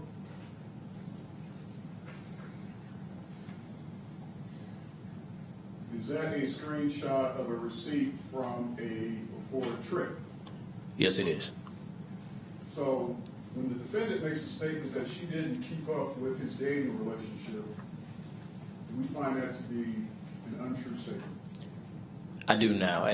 Towards the end of the investigation, at that time when she made that statement, I had nothing to either confirm or disprove it. But yes, that has been the case throughout the investigation. Yes. But as we sit here today, we know what she said to you with respect to his dating relationship and her knowledge of it. We know today that that's not true. It's an absolute lie. Like, as long as you're happy, that's good. And I'm dating someone, so it was just kind of, it wasn't something. Okay. Did you guys ever plan on getting married or anything like that? No, I think like in the year he gave me a promise ring. And I think it's just kind of like, and that was like within the first year. Like I said, he was married before, and I think he wasn't ready. Like, So that just kind of bought us some time, and it was just... yeah, and I think, and I think after he was done with his residency, I think that's when he was just like, all right, what do I want to do? Like, do I want to jump in? Yeah. And then we just stayed friends, but we ended up like in really good terms. Like, When did you guys break up? last year, like in June. Last year? Yeah, that's 2014. Okay. And then we just became friends. Like, we'd How long did it take? To be friends? I mean, was it something instantly? It never went No, back it never went. No, we called each other every day, Okay. and then we just kind of give support each other. Like, he was like saying it's hard for me and it's hard for you too, but we just kind of kept it at a like friendly level. Okay. Just kind of like, yeah, like this is hard, and he's like, I know it's hard, but he was just like, I figure out what I want to do. Did you guys ever, like, after you guys separated, was there ever any downtime with you guys, or like where you guys were talking about like maybe getting back with each other? In the beginning of the year, like December, like the beginning of the year, we kind of talked to see, but like it didn't ever progress to like anything. And then he was leaving, so then I was just like, it's, you know. Where was he? Where did he go? He has a contract, I think, somewhere like in California. Okay. Now, he had to leave in January? No, next month, I think. Okay, so next month he has to go out to California? Yeah, I think so, October. Somewhere in October. Okay. Okay. So, I mean, I'm just asking questions because I have to ask them. I mean, it's just part of the job. Of course. It's going to seem really intrusive, and I hate getting personal details, but it's just something that I have to do. Of course. Have you guys been, when was the last time you guys were intimately involved? We were maybe like in February. Okay. February was the last time. Okay. Mm-hmm. Do you know? Like January, February. And that was the last, like, during Valentine's. And that's it. Okay. Did he mention to you, like, well, I guess since you guys are broken up, do you guys ever know when you guys are dating? Like, when you started dating your boyfriend, did you tell him, hey, I have a boyfriend now? We don't talk about it. You never brought it up, so it's just kind of I mean, like... he does. He asked me, where are you going after school? And I said, I'm dating someone, maybe like Hawaii. You know, he's finishing up school in Hawaii. I was like, maybe. I said, but we don't know. I was like, we'll see what happens, you know, just because he's finishing school too. Okay. And never, like, as far as, but he, like I said, he was just like, he's very discreet man. Like, I never, and I'm not one to ask him because I know how he is. So Right. if I ask him, it's negative. So he has to tell me, you know. Yeah. The only reason I'm asking is it would be hard for me to,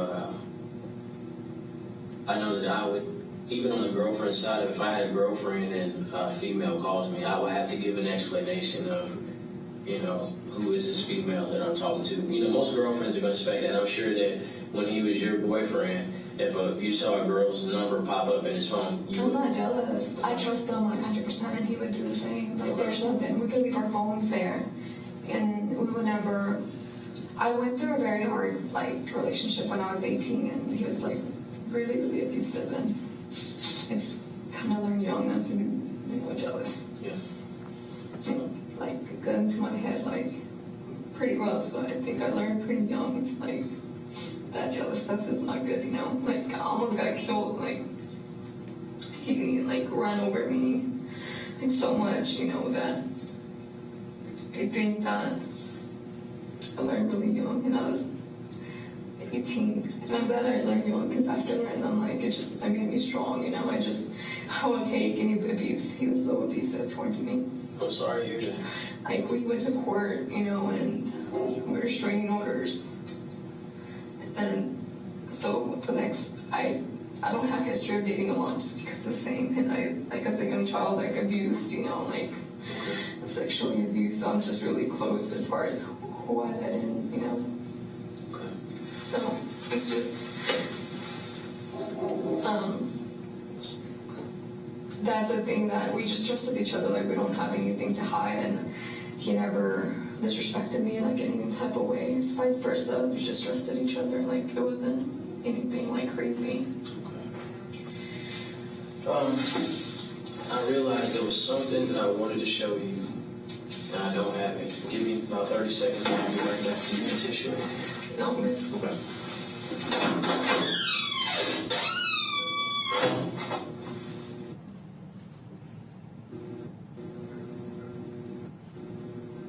That's my friend Joe. Joe? You recognize this guy? Yes. Who is that? That's my friend Joe. Joe? Okay. Where do you know him from? He's the one that let me pick me up from Chili's at the 9. Okay.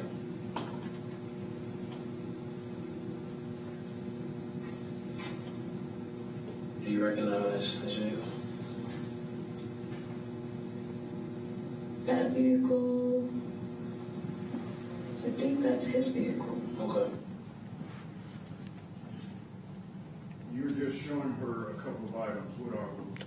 I showed her a driver's license picture of Jose Luis Ortiz and also a picture of his black Jeep. And when you showed her the black Jeep, did she try to, it appears she's trying to act as if she doesn't know anything about that vehicle. She's never seen it before. It was Leading some witness. This is good. What is she doing when you show her the picture of the black Jeep? I believe she's stalling.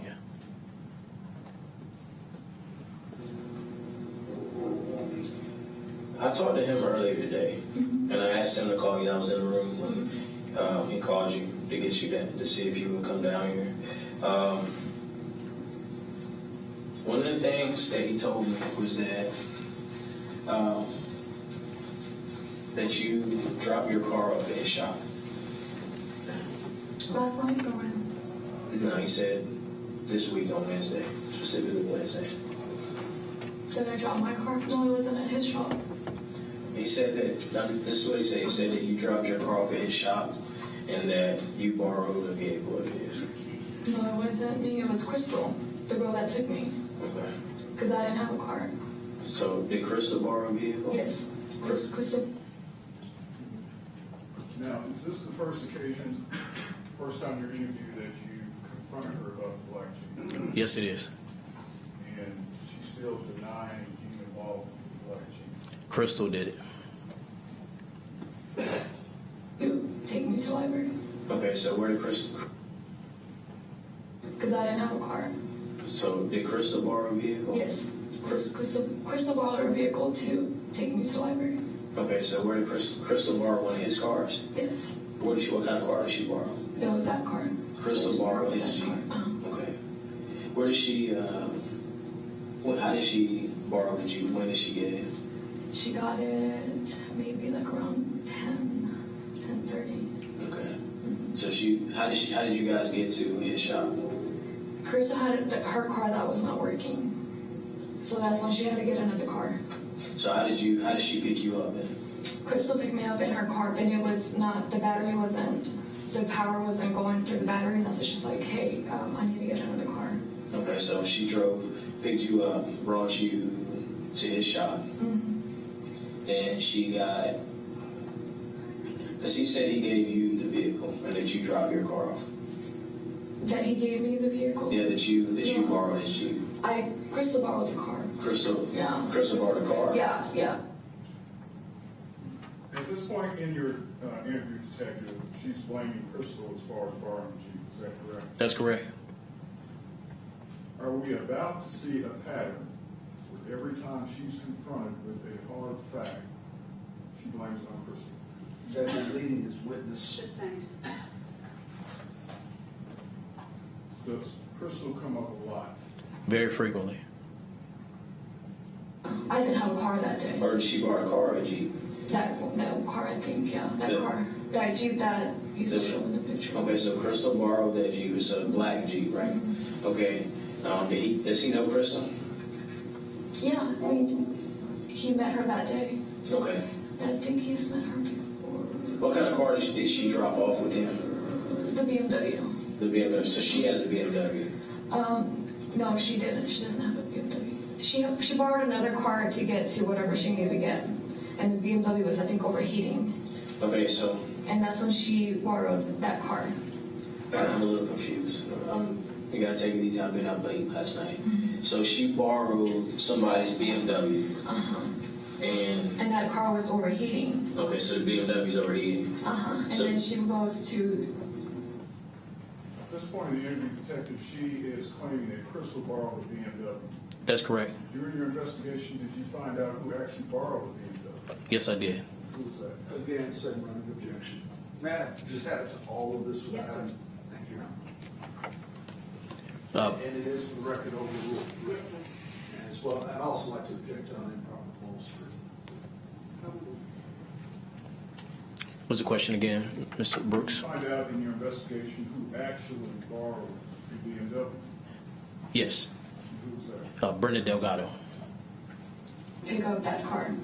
Okay, so she on the way to pick you up, the car is overheating. You guys go to his shop on the way to Carrollton. And you guys borrowed the Jeep. And she dropped me off in Carrollton. She dropped you off in Carrollton, and she kept the Jeep. Yeah, and then she had to go do some errands with her son and do some other things, and that's all I know. Okay. What's Crystal's last name? Cortes. Crystal Cortes. Okay. How old is she? She's like maybe 22 or 23. Okay. And she, do you remember her number? You know her number? I'm gonna call her. Call her. Because I'm gonna need to talk to her. Yeah. I think yeah. Okay, so when do you know, when was the next time that you saw Crystal after this day? That day, that night, like around maybe 11, like 10:30, 11. Okay, where'd you see her at? I saw her back at my apartment. Okay, she.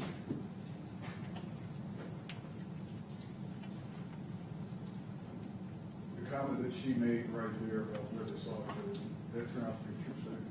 No, it wasn't. She came to your house? She came to my house, yeah, like around 11. Around 11, 10:30 or 11. Okay, and you buzzed to let her in? Or did she have No, she doesn't. I think I did. I think I buzzed her in. You buzz her in. Now, how does that work? I mean, when they paid you, there does your cell phone ring? Yeah, I think, or if not, you can just kind of go like in the front, and then I can just come down and get them. Okay, so how did that work? At around, let's see, on Wednesday, I think she did. I think I buzzed her in. You buzzed her in? I think we buzzed in, or I used or I gave her my card. Did she still have the Jeep then?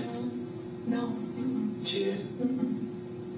How did she get over to where you were at? She didn't have the Jeep. She got dropped off. By who? I don't know who she got dropped off by. Okay. I just know that she had her son. Okay. She had her kid with her. Okay. But you can call her, and you can definitely call her. But my problem well, it's not a problem, but I believe that vehicle was used to commit this murder. Okay? I believe that vehicle was there at the crime scene. Now, some witnesses said that, they saw the vehicle there at the crime scene. So I want to make sure that's why I wanted to get your story and your timeline. Because I definitely talked to Jose, and some things that he said are very different from what you're saying. And I don't know, like I said, if it's because you're nervous or what it is, but I just want to make sure that I get all this straight. And so you were only in this vehicle at one time? And yeah, in Carrollton. In Carrollton. Okay, so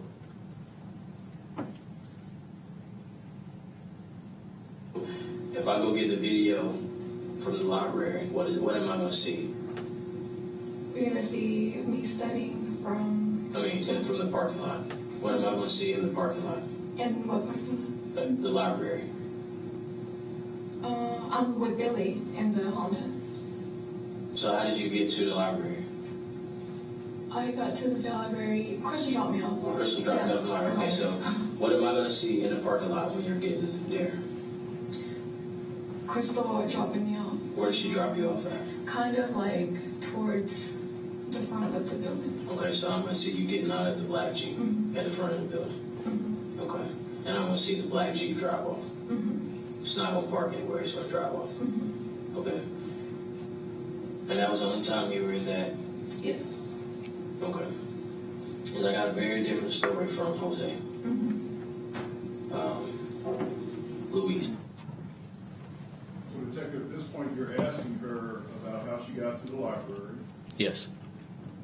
And is she making reference to only being in that black Jeep at one time? Yes, sir. Did you later find that out? Yes, I did. He told me to call Louise.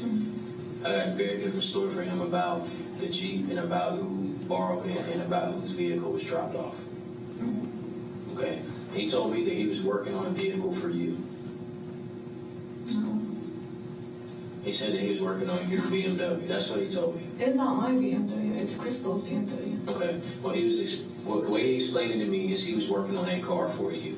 Maybe he didn't mean that the car belonged to you. That he was working. Did you ask? Does Crystal know him? Yes, and she was just like, look, he didn't even have to look at it. He said, I didn't have time to look at it. Now, who called him to see if he could work on the vehicle? I did. I called him. So you called him because you know him, right? You grew up with him. So you called him and said, hey, I got a car I need you to look at. Yes. Okay, and you guys dropped the car off. And he said, okay, who did he give the keys to? Crystal. He gave the keys to Crystal. He didn't give the keys to you. No, Crystal drove. Okay. So Crystal drove. Have you ever drove that Jeep before? No. Okay. So Crystal drives a Jeep. What did Crystal tell you when she came over to your house? She picked me up to go to the library and she said that her car was overheating. And that's when I called Joe. And I was like, hey, the car is overheating. Can you look at it? And What time was that? Like 10:30. Okay. And that's when he swapped cars with Crystal. Okay. And so when he comes to pick you up in the BMW, is that Crystal's car? Mm-hmm. That's Crystal. Crystal is picked me up in I don't know if that's her car personally. But that's the same car she dropped off. Yeah. And then she picked the car back. So what's your relationship with Luis like? Are you guys kind of, I know you guys grew up together. I mean, is there any kind of like physical? We're really like brother and sister. No flirtiness between you? Why'd you guys pick Carrollton? To study. I mean, for him. So he picked you up from Carrollton because that's where you were studying at? Yes. Okay, and you guys decided to sit down. And who paid for the food? I did. I split. I think we split tab with him and I. Okay. He's given a very different side of the story than you are. Okay. I don't understand, where the mix-up is coming. What is he saying? I mean, maybe we can together and like talk, or I don't know how that. What is he saying in that? Because he didn't give me the car, he gave Crystal the car. Okay. So what does Crystal say to you when she gets back to your house? To my apartment. Nothing. She was with her son. She's with her son. Did she spend the night there? She didn't. No, she went home. She went home? She went home. But who picked her up? I don't know. I don't know if she had a car or if I just let her in. That's all I remember. Okay, so she just popped. I mean, was it planned that she was supposed to come over? She just randomly showed up at 10 o'clock with a kid? Or, I mean, why was she showing up? She just stopped to say, hi, how are you doing? I just saw you this morning. I mean, what is her deal for stopping by your house? She wanted to see if her car was going to be fixed. If someone could fix her car. Okay, so where was her car at that point? Back home. Her car completely like overheated. When did? Her car completely overheated. Which car? The BMW? Yeah. The BMW overheated. So that's why. Who did it overheat with? With her. Okay, Crystal was driving the whole time. But Luis drove it to pick you up in Carrollton, and then he took you all the way home in it. So, I mean, what did Crystal drive? I don't know. Like I said, did Luis fix the car? I don't know. He said that he didn't have time to kind of look at it, but that he was just saying like once you press like the gas that it wasn't like picking up. Was it acting funny when you were riding with it? Yeah, a little bit. It was? Yeah. Okay, so she shows up at the house and says, hey, is my car fixed? And what did you tell her? Her BMW? No, I said that it wasn't fixed. It's not fixed, okay. How long did she stay at your house? Just briefly, that's it. It was kind of late, maybe 5 minutes, and she had to take her son. Okay. What did she have on? She had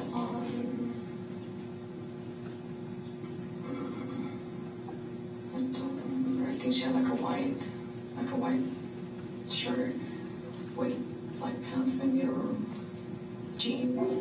She just had a white shirt on, I think. I'm not sure what she was wearing. Let me ask you a question. Have you ever been to Cedar Springs? Been on Cedar Springs? Do you know where the murder happened at? The 1700 block of Cedar Springs. Oh, no. I've never been on Cedar Springs. I thought you were saying the gay bars in Cedar Springs. Oh, no. Over by Cedar Springs and near the Peru Museum. There's some apartments right here at 1700 Cedar Springs. I've been to the Mesalaya to have dinner. Okay. When was the last time you've been in that area? I was there maybe 2 months ago. 2 months ago. So on Wednesday, did you go in that area? No, I didn't. You didn't? No. At no time were you in that area? No, sir. Okay. No, sir. Okay. What I'd like to do is give Crystal a call and get her, because it's still trying to verify some stories. So what I want to do, I'll give Crystal a call and see if she can come down here. Does she have a car? No, it's still not working. It's still not working. So maybe we can send somebody to pick her up. She said like, you know, that her car was just not turning on and like the battery and like it wasn't working. Okay. We'll give her a call real quick and I'll see if we can get her down here. So I would like to get this straightened out today and get everything worked out so I don't have to keep bothering you again, so we can get this done and over with. Stressed with the school. Yeah, I don't want to get this over with. Since you made an effort to come down today, I want to make sure we get everything taken care You of. can go pick her up. What's her number? Her number is in my contacts. Oh, so you don't remember it? Okay. I don't remember anybody's number. Okay. Maybe like my parents. Let me go grab. I think I wrote it down. In my phone is. Okay. Detective, at this point, when you leave the room, what are you setting out to do? Make contact with Crystal Cortes, and I want to get her to the headquarters so I can start getting some active participation and answers and actually kind of ramp up the investigation a little bit to figure out where the inconsistencies are at.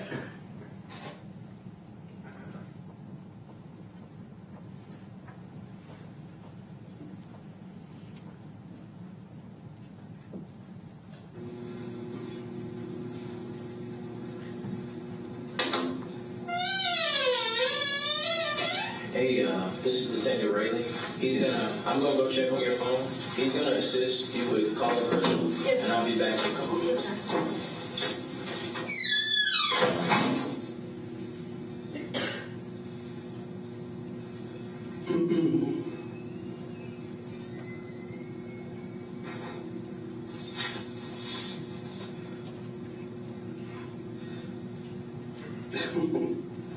Trying to figure out how to use his phone. Don't laugh. Help you?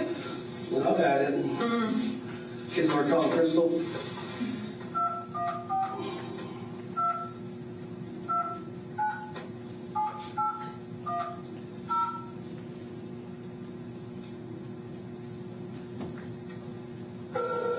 I need to go pick her up. Did you want her down here?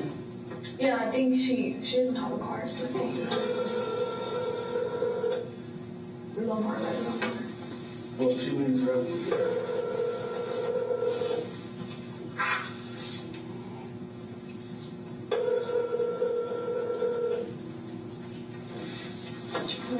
Picking up. She doesn't.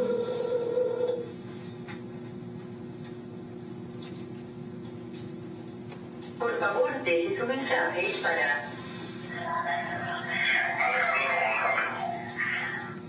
Who's on her? What's the number you use? Yeah, she called it again. She should answer.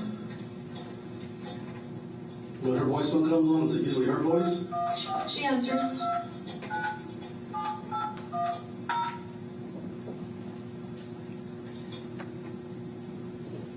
I'm just gonna leave a message and say, hey, answer. It's me.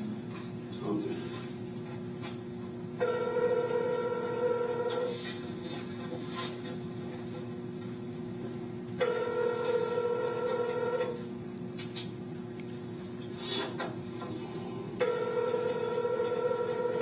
What time is it? Maybe she's picking up her kid. 417.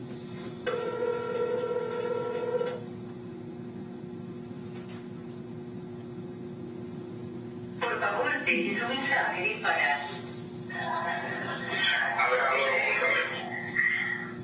Crystal, it's me. Answer me. Give me a call. I'll let me text her. Text her. Tell her to.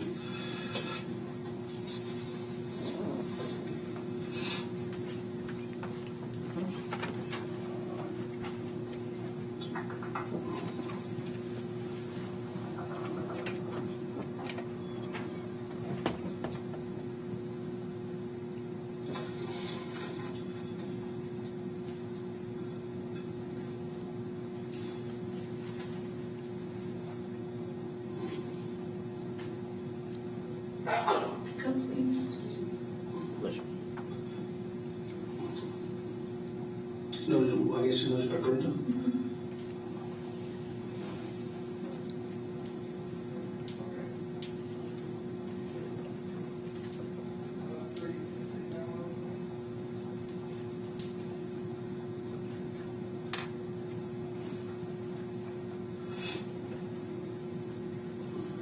You don't know who that Alejandro is, though? Have you heard that voice? Maybe it's her brother. I mean, she has a lot of brothers. But every time when I call her, she answers. Okay. Maybe, that's her brother, like.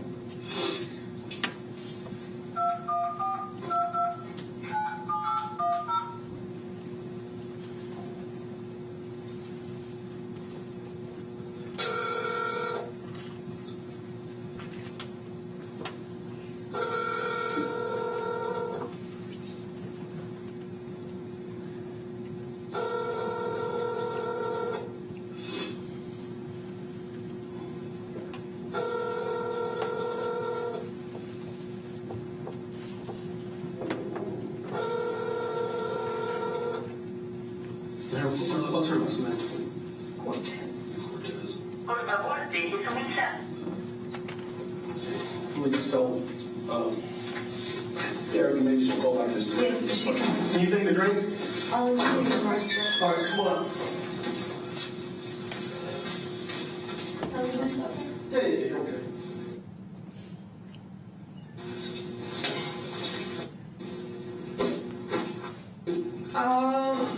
Maybe? Did it keep you warm? He'll be right back. Thank you. You want coffee? I think we got coffee. Maybe like some water. Like, is this your water? You left your water. No, that's Eric's belief. Detective Barnes, at this point, what steps have you taken in your investigation? We've interviewed the owner of the Jeep, Mr. Ortiz. Mr. Ortiz connected us with Brenda. We sat down with her. We're in the process of dumping her cell phone and obtaining the data from her phone, and we're reaching out to Crystal Cortes in order to try to gather as much information as we can about what happened around the time of the murder.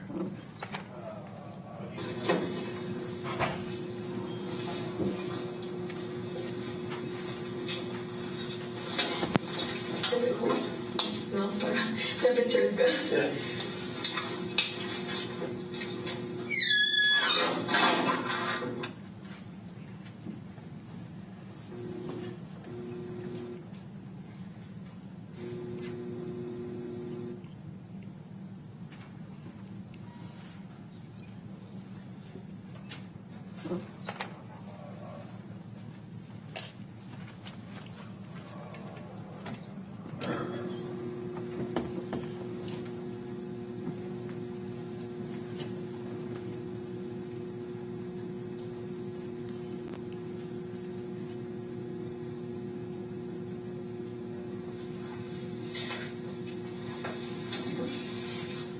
Few people.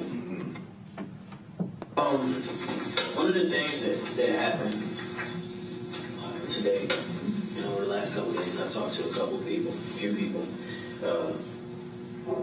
and I received some phone calls, okay?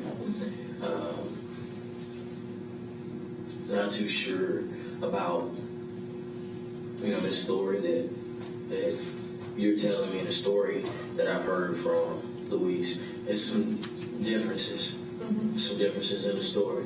One of the things that I need to ask you about is, when's the last time you seen Luis?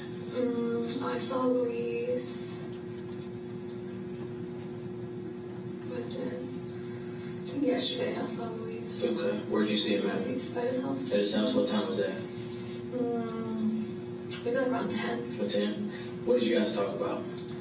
I just told him about my car, if he can fix it. He has my Lexus right now. Mm-hmm. So you asked him if he could fix your Lexus? Yes. Okay, and what happened?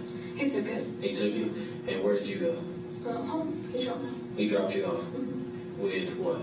With my car. With your car? Yeah. Okay. Did he go by his shop at all? Did you guys go by his shop? His shop, No, we didn't go by Shawn that day. Oh, to drop off? Yeah. No, we just went to the house. We went to my house. You went to your house? I went to my house. He's telling me that you guys went by his shop and dropped off his Jeep.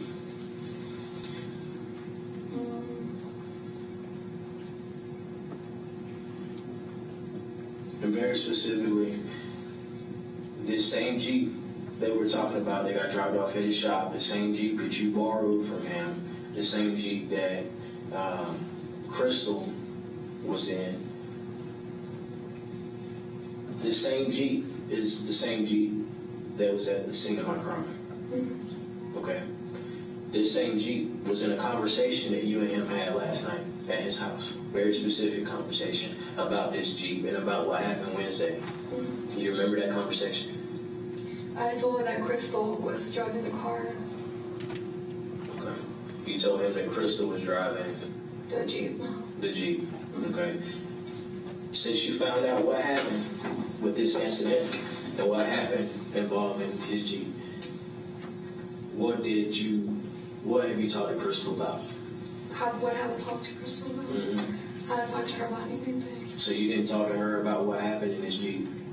No, I just told like what she was doing. Like I asked her what she was doing. What'd she say? She said that she went to eat at the restaurant like by Missile with her son. Okay. Yeah, so she told me that she was. What restaurant? By Missile Maya, I think. She ate at Missile Maya, or she went to a restaurant by Missile Maya? She said that she was trying to park to eat at the restaurant. Okay, she was trying to park and eat at the restaurant, and that's it. She said that she couldn't find a parking space, and then she left. And then she left. Okay. And she didn't go inside and eat? She said that she was trying to find parking, and then she was trying to find parking around the area, and then she left. That's all she told me. Okay, did she tell you where she found parking at? No, she didn't. Okay. But she said, that she was just kind of going into the restaurant to eat around that time. Okay. This video, because we have video of that garage. Are you and Crystal related? No. Okay, because I haven't seen Crystal, but I can tell you that picture of the young lady driving that Jeep looks a lot like you. Yeah, you can talk to Crystal. No, I was. Okay, I'm just saying that picture looks a lot like you. I don't know if you guys aren't related. No, we're not related. Not at all, but it's very similar to you. Okay. No, she was driving. Crystal was driving that car. Okay. Well, I'm telling you that.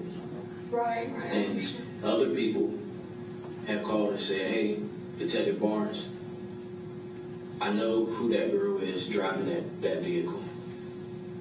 I received that phone call not from people that are just barely know you, but people that know you well. And they came to me and said, hey, I think the girl driving that truck is Brenda. No, I wasn't driving. I was in Carrollton the whole time. Okay. Well, my thing is that, why are people saying that you were driving that? I don't know. I was in the Carrollton that whole day. Okay, while you were in Carrollton. At this point, your investigation detective, do you believe that Brenda Delgado was driving the Jeep? Yes, I received the phone call. I did believe that, yes. Was it your opinion at that time that she was the driver? Yes. I just talked to her like around 8:30, I think, or 10, 8:39 around there. 8:39. What did you talk to her about? I was like, where are you? That's it. And what did she say? That she was on the way back to come meet me. Okay. Now she had her son with her? She had her baby with her. How old is her baby? Like around, I think, 5 or 6. Maybe 5 or 6. How do you know Crystal? I met Crystal maybe like about 2 months ago. Okay. Where at? There's mutual friends. Through mutual friends. I mean, what were you doing now to come across her? How'd you guys come across each other? We were at a party. Okay. And where at? Pleasant Grove. Pleasant Grove party? Okay. Who was she there with? Now, you're asking her, Detective, how she knows Crystal Cortes and how she first met Crystal Cortes. That's correct. And is she telling you that she met Crystal Cortes at a party Yes. in Pleasant Grove? Yes, sir. Did you later find out in your investigation that that's not true? Yes, I did. She was with other friends. I mean, I just kind of talked to her and we became friends. Okay. But I don't know anybody else that she knew. Okay, but how old are you? 32. You're 32 and she's like 22, is it? She's 23. 23, so it's like 19-year difference between you. So what made you guys hit it off? Like, Oh, she works at dental. She works dental. oh, she works at the same place you work at? No. Did you used to work at? No. She's just at front office. Okay, so she's in the dental industry. Mm-hmm. Okay, wow. And so that's what y'all had in common was the industry thing. Yes. Okay, so how often do you guys hang out? I always take her places like wherever she needs, you know. Are you guys friends on Facebook? No, we're not friends. Not friends on Facebook. What's her situation like? I mean, She works. single mom? Yeah, single mom. Okay. And she works where she work at? She works at a dental office close to 75, I think, on 75. Okay. She does insurance stuff. Okay. Well, like I said, But, you know, like I was in Carrollton that whole time, and I mean, Crystal was the one driving the car. I was never inside the car. so you never once asked her, you know, so you think is this in your mind, would you say it's a big coincidence that your ex-boyfriend's girlfriend ends up dead and your friend ends up driving in the same parking lot that this happens at around the same time that it happens in a Jeep that you borrowed? I think Crystal borrowed the Jeep. I think that's when we're getting, because I wasn't, she needed the car. Okay. I didn't need the car. But even that though, this is what I'm saying. Okay, Crystal borrows the Jeep. She borrows the Jeep from your friend. Yes. The key thing in all this is you, okay? And I'm gonna tell you why. The Jeep, the way Crystal gets the Jeep is through you. Yeah. Okay? The young lady that ends up dead, her boyfriend, the relation is you. You to him to her. Crystal ends up in this parking garage. Your friend's Jeep, your ex-boyfriend's girlfriend. All three of those things point back to you. That is you. You're the common theme in all of these things. So what I'm asking you is, how does this happen? And that would make me very uncomfortable if my friend was in this area. My friend is borrowing my other friend's Jeep, and my ex-boyfriend's girlfriend gets killed. I asked her, I said, what were, she said that she went to do errands and then that she was going to eat at that restaurant and that she went in and out, like she went to find parking space and that's it. That's all it is. She had her kid with her, that's all. Well, there's more to the situation than that. There really is. There's more to this situation than somebody looking for a parking spot. Somebody looking for a parking spot never got anybody killed. They never did. There's more to this story than that. And what's going to happen, this investigation is going to evolve, okay? And what I want to tell you is that nobody, I don't care how good friends think they are or how tight bonds are between one person and another person.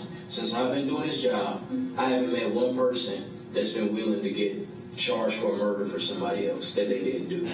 I don't care how tight they are. I'm not going to do that. Okay? My job with this, what I do here, it's not just about finding a bad guy.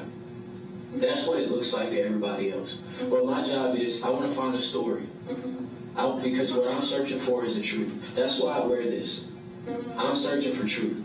I'm not searching for good guy, bad guy. That's not my job. My job is to put out, this is what happened, this is why this happened, and where do we go from here? Yeah. That's what my job is, okay? And I know that sometimes people make mistakes, and I understand especially emotions are involved when it comes to relationships. You know, one of the things that I looked at on the internet the other day, I like to read the comments on the stories to see what people are saying. I looked at comments. You know what people are saying about this? Love triangle. I'm like, that's interesting. So I know that behind every case, there's a story. This is not just it's not like this is a fairy tale that somebody's reading. This is real lives. These are people's emotions. Things are real when dealing with these cases. And like I said, I'm here to find the truth. I'm not here to point any fingers at you, but when something doesn't add up, I have to confront you with the issue in order to find the truth. Right. Okay? So I want to ask you very specifically, that day when you talked to Crystal, what did she tell you? Because I know that you didn't just take that as, oh, you were looking for a parking space and that's it. She said that she had her son with her and that she was going to get some food at Meso and that she was in that location. But don't you think it's a little strange though that your ex-boyfriend's? I had no, like I told you, I had. But you saw it on Facebook. You said you saw it in your news feed the next day, and that he texted you and said, "Hey, my." The next day, that's when I found out. Like it was the next day. So he messaged you and said, "Hey." And I didn't know like where she lived, you know, like right. I had no idea. But here's the thing. So when he tells you, "Hey, my girlfriend was killed," because he told you that, right? No. You said he messaged you. He just said like that he was sad and that his girlfriend, he said. Girlfriend got killed. No, he said his girlfriend died or something like that. And you didn't ask why or what happened? Yeah, I the next day, and he said he didn't know. He said he didn't know what happened to her. He didn't talk about it. But you never asked. You never asked what happened to your girlfriend. Yeah, he never. Yeah, I asked. I said what happened. He didn't really talk about it. Are you and him friends on Facebook? No. You guys have never been friends on Facebook? We were when we were dating. You were when you dated. Have you been to his page since you guys have broken up? Has your Facebook profile visited his Facebook profile? Yeah, briefly, but briefly. When was the last time you maybe went to his Facebook maybe like page? 2 months ago. 2 months ago. And his profile picture is a picture of him and his fiance, right? When I don't know when he switched his role. Okay. So 2 months ago.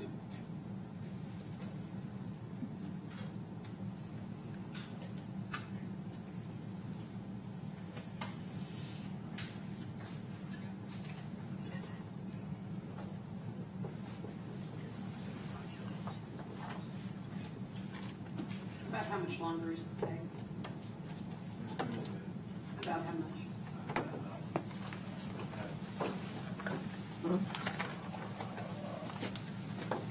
30 minutes?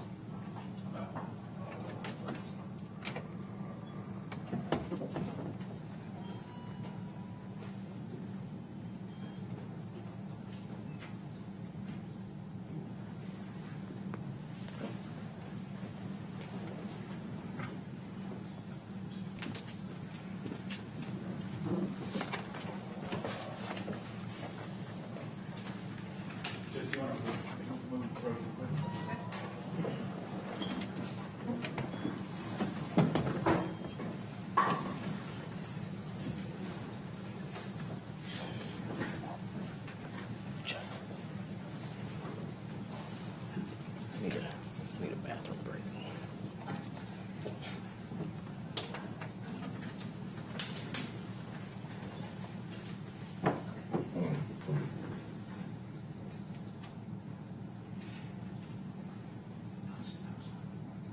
Until we're done. Yeah. I mean, not with your complete examination, but until you finish this part.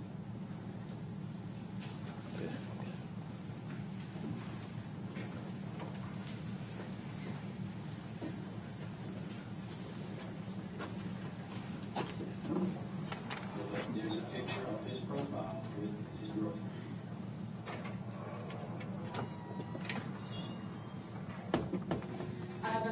I didn't look at it. I haven't been on his page. In order for you to go to somebody's page, you have to see their profile. Yeah. So when I went to your page, I saw your profile picture. And a really nice picture too. I haven't been on his page. I haven't been on his page. Okay, and how long? Maybe like a month or so. A month or so. Maybe a month or two. A month or two. Yeah. So would that be a month in July, a month in August, because it's September now? It was maybe in July. There was something very specific that happened with you and him this week.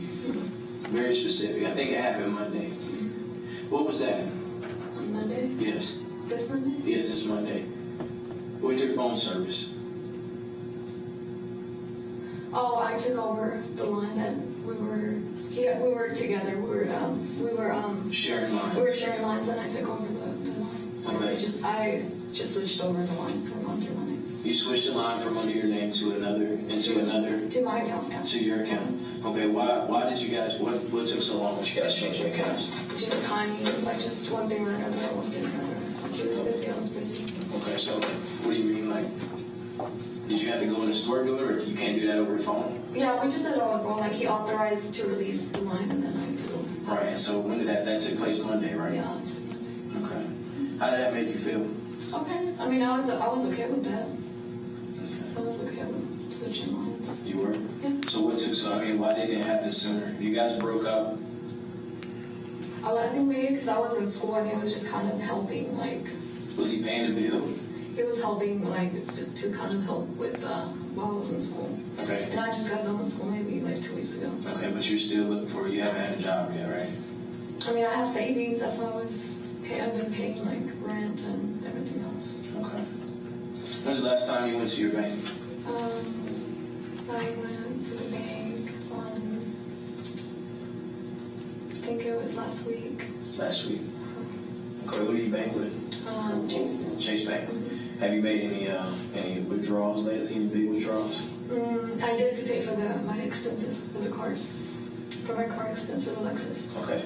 And who did you pay? I paid the Mendez guy, the guy that's fixing my car. I thought your car's at his shop. The Mendez. Yeah. So his off right now on the Mendez was on Tuesday, and right now Jose has much more. Okay. So how much did you pay Robert for your car? I paid Robert, I think like $700 total. $700 total for your car, and that happened last. I think it was last week. I withdrew on. So you paid him before he fixed your car. I took money out so I can have cash and pay him. So when did you pay him? I paid him on Tuesday. And your car this Tuesday this week? Yes, Okay, and your car wasn't fixed though, right? Because now Jose has to fix your car. No, Jose just has the car. Jose just has my car. Why does he have your car?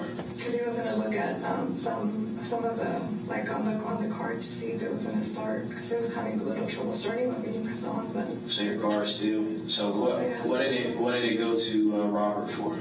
It had the bumper. Like the whole bumper was already. He already had kind of given an estimate, so the whole bumper was missing. How long have you been banking at Chase?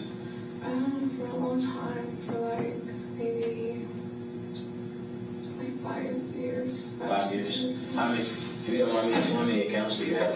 Just that one. Just one account. Okay. And that was it. That was your biggest withdrawal. Yeah, I think it was like, because then I had to take out a lot, and I had to fix like the whole entire bumper, and then I had to buy like the side mirror, so I had to give him money to buy the side mirror. Okay, so you gave him. To buy the parts. So your withdrawal was $700. Around, I think the total came out to be like $700. Okay, so how much did you take out of the bank? I think total, it came out like, I think $800. Okay, so I think $800 total. So you took like $800 or some dollars out of the bank. To pay for the parts of the car. Okay. And you gave him that money on Tuesday? To pay for the parts, yeah. And when did you take the money out? I think it was Saturday. So you went to an ATM or to a branch? I went to an ATM. You went to ATM, took out $800? No, just not. No, it was on parts because they don't let you take out the whole thing. So you just took out parts at like a couple $100 here, $200 here, until you got your $800, and you held it until Tuesday. To pay for the parts. Okay, how were you going? How did you get to the bank? I had my cousin's car. Your cousin? Mm-hmm. Which car? Which cousin? I had a Mustang. A Mustang? Who owns that car? My cousin, Francisco. Francisco? What's Francisco's last name? Reynaga. Okay, and where was your car at? My car was at the house because the side mirror was like flopping and I didn't want to. So was that your apartment? Yeah. Okay. And the side mirror was like dislodged, and I was just not safe driving that car. Okay. You know, what we do in these investigations, we understand that, you know, every case is different, but certain things we do with every investigation. And it's kind of helped, like I said, to verify stories. Part of the reason that I needed to use your phone was to help verify your story. Okay, that you were in Carrollton, then when you say you're in Carrollton. Because people have told me that that photo is Brenda. Okay. It's kind of hard for me to believe, and I hope you can understand where I'm coming from. It's kind of hard for me to understand how Crystal ends up at the crime scene of your ex-boyfriend's current girlfriend, the only girl that he's dated between you and him, the only girl he's been in a serious relationship. I won't say dated, because he could have been on dates with several girls. I know he told me that you called him out on a date one time. You walked in the same place that he was at. I didn't call him out. No, you called him out. Like, you guys, you go to the same place and he's having lunch with someone. Yeah. Okay. But the last person that he was in a serious relationship with was you, right? And so now he's in a serious relationship with this girl over a few months, and she ends up dead. And at the same time she ends up dead, someone killed her. Your friend's driving a car that belongs to your other friend. Do you see how all of this happens? You know, you take Crystal to his shop to get his truck, and now she ends up on a video at a crime scene next to your ex-boyfriend's dead girlfriend.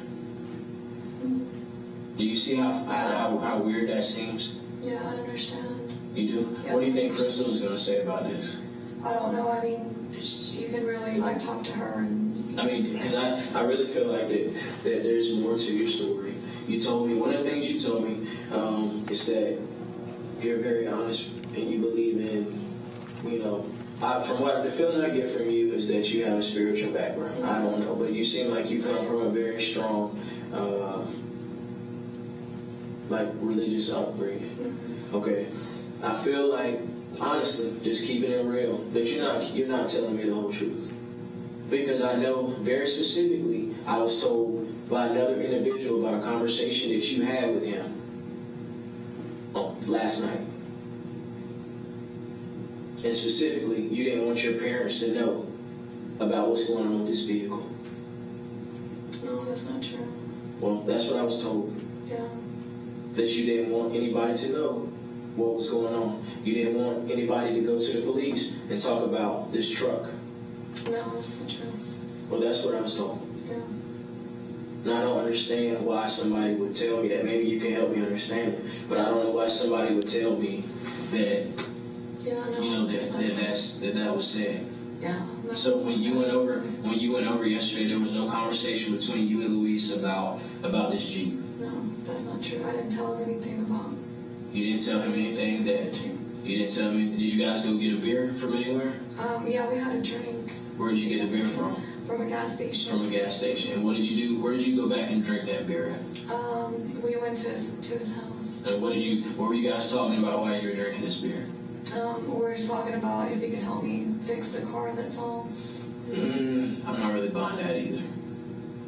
I don't really believe that, to be honest with you. Because if I'm dropping off a car with somebody, I don't need to drink a beer to talk about my car. That's not going to happen. But what I would like to talk about is why this video, or this picture from a video of his truck is on the news. Because now the police are going to be climbing up his ass, looking for this truck. Because this girl has been killed and his truck is on the video. And there was witnesses in this garage. This was in broad daylight. It was broad daylight. It was at 7:45. The sun was still up. People were walking dogs, specifically. The person driving the vehicle, their face wasn't covered up at all. So people walked past that Jeep, and there was even people that drove past it when they were trying to get access to this garage that are able to say, yes, this is the person that I saw driving this Jeep. All of these things are happening for a reason. This is not some science that we're, this is a scientific equation. There's a method to everything that we do at this job. And I'm telling you, it is very important for me to get to the story that what happened on this. And I'm going to find out the story. Okay? And I just want you to be completely honest with me. Like I said, it was, the time framing was like in Carrollton, I was studying, and Crystal had the car, Okay, so Crystal has this car. Mm-hmm. Okay. Was anybody with Crystal when she had this car? She was with her kid. Who else? That's it. No, because there was another adult in this car. She told me she was there with a kid. That's what Well, she I'm telling you that there was another adult in this car. Yeah, she didn't tell me that. She told me that she was with her kid. Okay. Well, who would this other adult be? Maybe another friend. I don't know. I mean, you tell me. I mean, who do you think would be with her at this time? She didn't tell you? No, she didn't. She just told me she was there with her son. So when you talk to, you find out.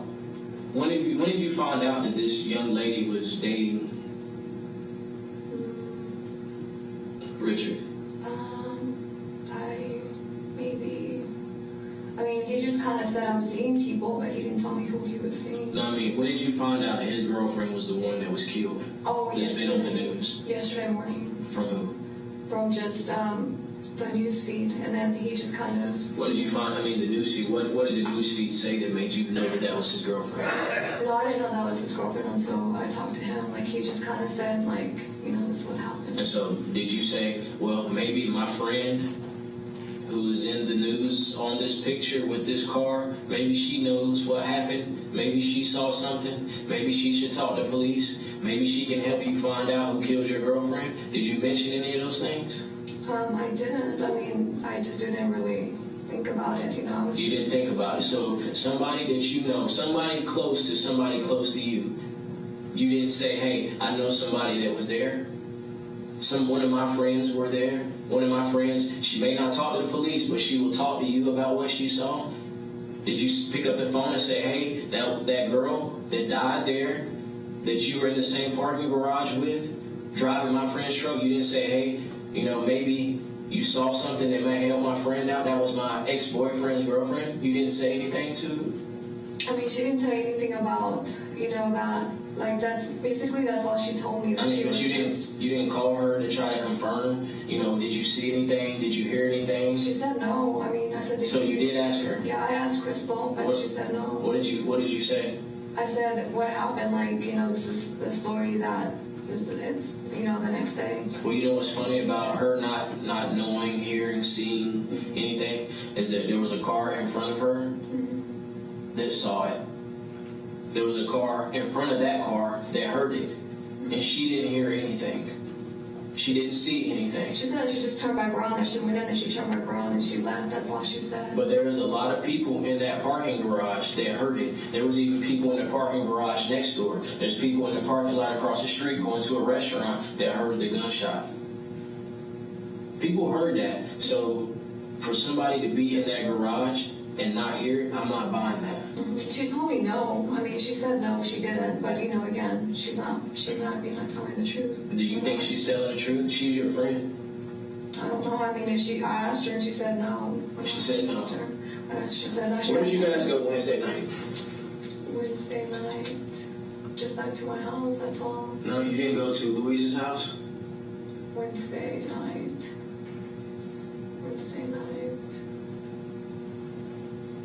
You, Crystal, and Louise at his house. On Wednesday, Tuesday, Wednesday. Because what I'm understanding is right now that Jeep was dropped off at his house after it was used in a murder. That Jeep was dropped off at his house after it was used in a murder. Not before, but after it was used in a murder. Dropped off at his house. Mm-hmm. And during that time, you got in a car with Crystal. Mm-hmm. Is that true? On Wednesday night. Hold on, let me try. After you left Chili's, you went to Oak Cliff. That's where Lois lives, and that's when we went back home. Okay, so you did go to Louise's house. Yeah. Detective, you are asking her about when that Jeep was dropped off after the murder. Yes, sir. And your investigation, did you find video surveillance from a neighbor, Mr. Ortiz? Yes, I did. Does that video surveillance show this defendant, Kristopher Cortes, and Mr. Jose Ortiz's house? That Yes, they were there after the murder occurred. at this time, have you spoken to Kristopher Cortes at this point? No, I haven't. When you and Louise pulled up, what were you driving? Yeah. We were driving the BMW. You were driving a BMW. Whose BMW is it? It's the car that we borrowed to get around. So it's the car that Crystal borrowed. Mm-hmm. Okay, so you and Louise pull up. When do you see Crystal? She got off with her kid and we went home. Okay, so she drives the Jeep there, right? Mm-hmm. Okay, so after this Jeep is used in a murder, she's in the Jeep over at Louise's house. And you get in the car with Crystal. We have the BMW, yeah. Yeah, so you drove the BMW. Where did you guys go? To my house. You went to your house. Did you use your key fob to go in? Yes. Okay, because what I want to do, I want to check your key fob. I'm going to check to see when it was swiped to go in. It logs in the system every time. It is unique to your key fob. Okay. So I'm going to check the times. What time was it that you got back to your house? We got back like around 10:30 or 11, around there. Okay. So what did you do in the meanwhile? If you left the restaurant at 9, it's maybe 30 minutes. So what do? You drive from the restaurant. Mm-hmm. You go to Louise's house. Mm-hmm. She's There. She gets out, gets in the car. It shouldn't take it. So you're saying it took an hour and a half for you to leave Chili's and end up at your house? No, because right after Chili's, we just went back home. You went back where? Back to get the cars, like to pick up the BMW. From Louise's house. Mm-hmm. Okay. Where was Crystal at? Did you call her to see where she was at? That day? Yeah. No, that night. That night, yeah, she didn't answer. What time did you call her? About 7. About 7. About 7. Was Louise already with you? Yes. Louise didn't show up at Chili's at 7 o'clock. Or 7:30, around there. I mean, the time framing is like 7:30. Like he messaged me around there, like 7:30, that he was on his way. He messaged you that he was on his way? Yeah. Okay. Around 7:30. Yeah. So what time was it that you called Crystal? Because I'm under the impression that she answered a phone call from his phone. From Louise's phone. Yeah, we called her. We kept calling her. She didn't answer. Like her phone wasn't going through. She didn't answer Louise's phone? She answered like around 8:30. That's when we left. They were like, right, she answered. And that's when we left around 8:30. So she answered at 8:30, and then you guys go and meet her over at Louise's house. So after she calls you, how long was it before you talked to her and when you saw her? How long was it before? How was it? What was the time frame between you speaking to her and you actually seeing her? Like 30 minutes maybe, because it didn't take long for us to get Okay. back to us. So here's my question.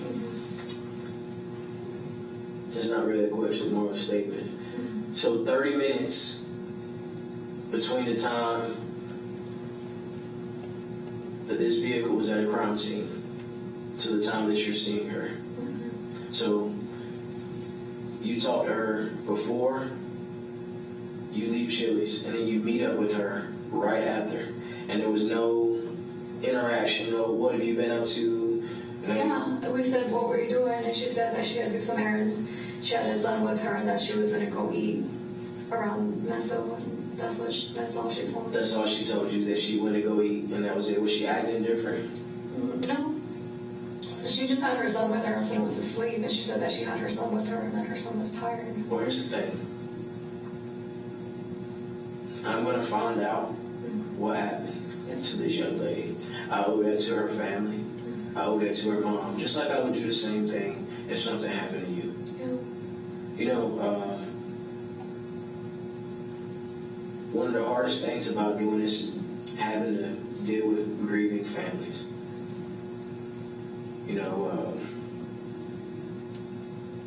There's nothing that really you can kind of compare that to. But it makes something inside of you. It gives you determination that you're not going to stop until you find out the truth. And so my advice to you is to be honest. Okay? Yes. Because your honesty is only going to benefit you. Because I'm going to find out the truth one way or another. Okay? Now, I know that you have communicated with Crystal. And today, who are you? What's your lady's name that you were studying with? Meredith. Have you been using her phone today? Yeah, I called. I made a phone call from home because my phone wasn't receiving calls. Who did you call? I called Crystal to see what she was doing. You called Crystal today to see what she was doing. What was she doing? She was at home and she was trying to get her car started. Where does she live at? She lives on 20. 20 and what? Have you ever been to her house? By 20 and kind of where 20 and yeah, I went to her house 20 and 35. 20 and 35. She live in a house or apartments? House. A house. Who does she live with? She lives with her grandma. Her grandma?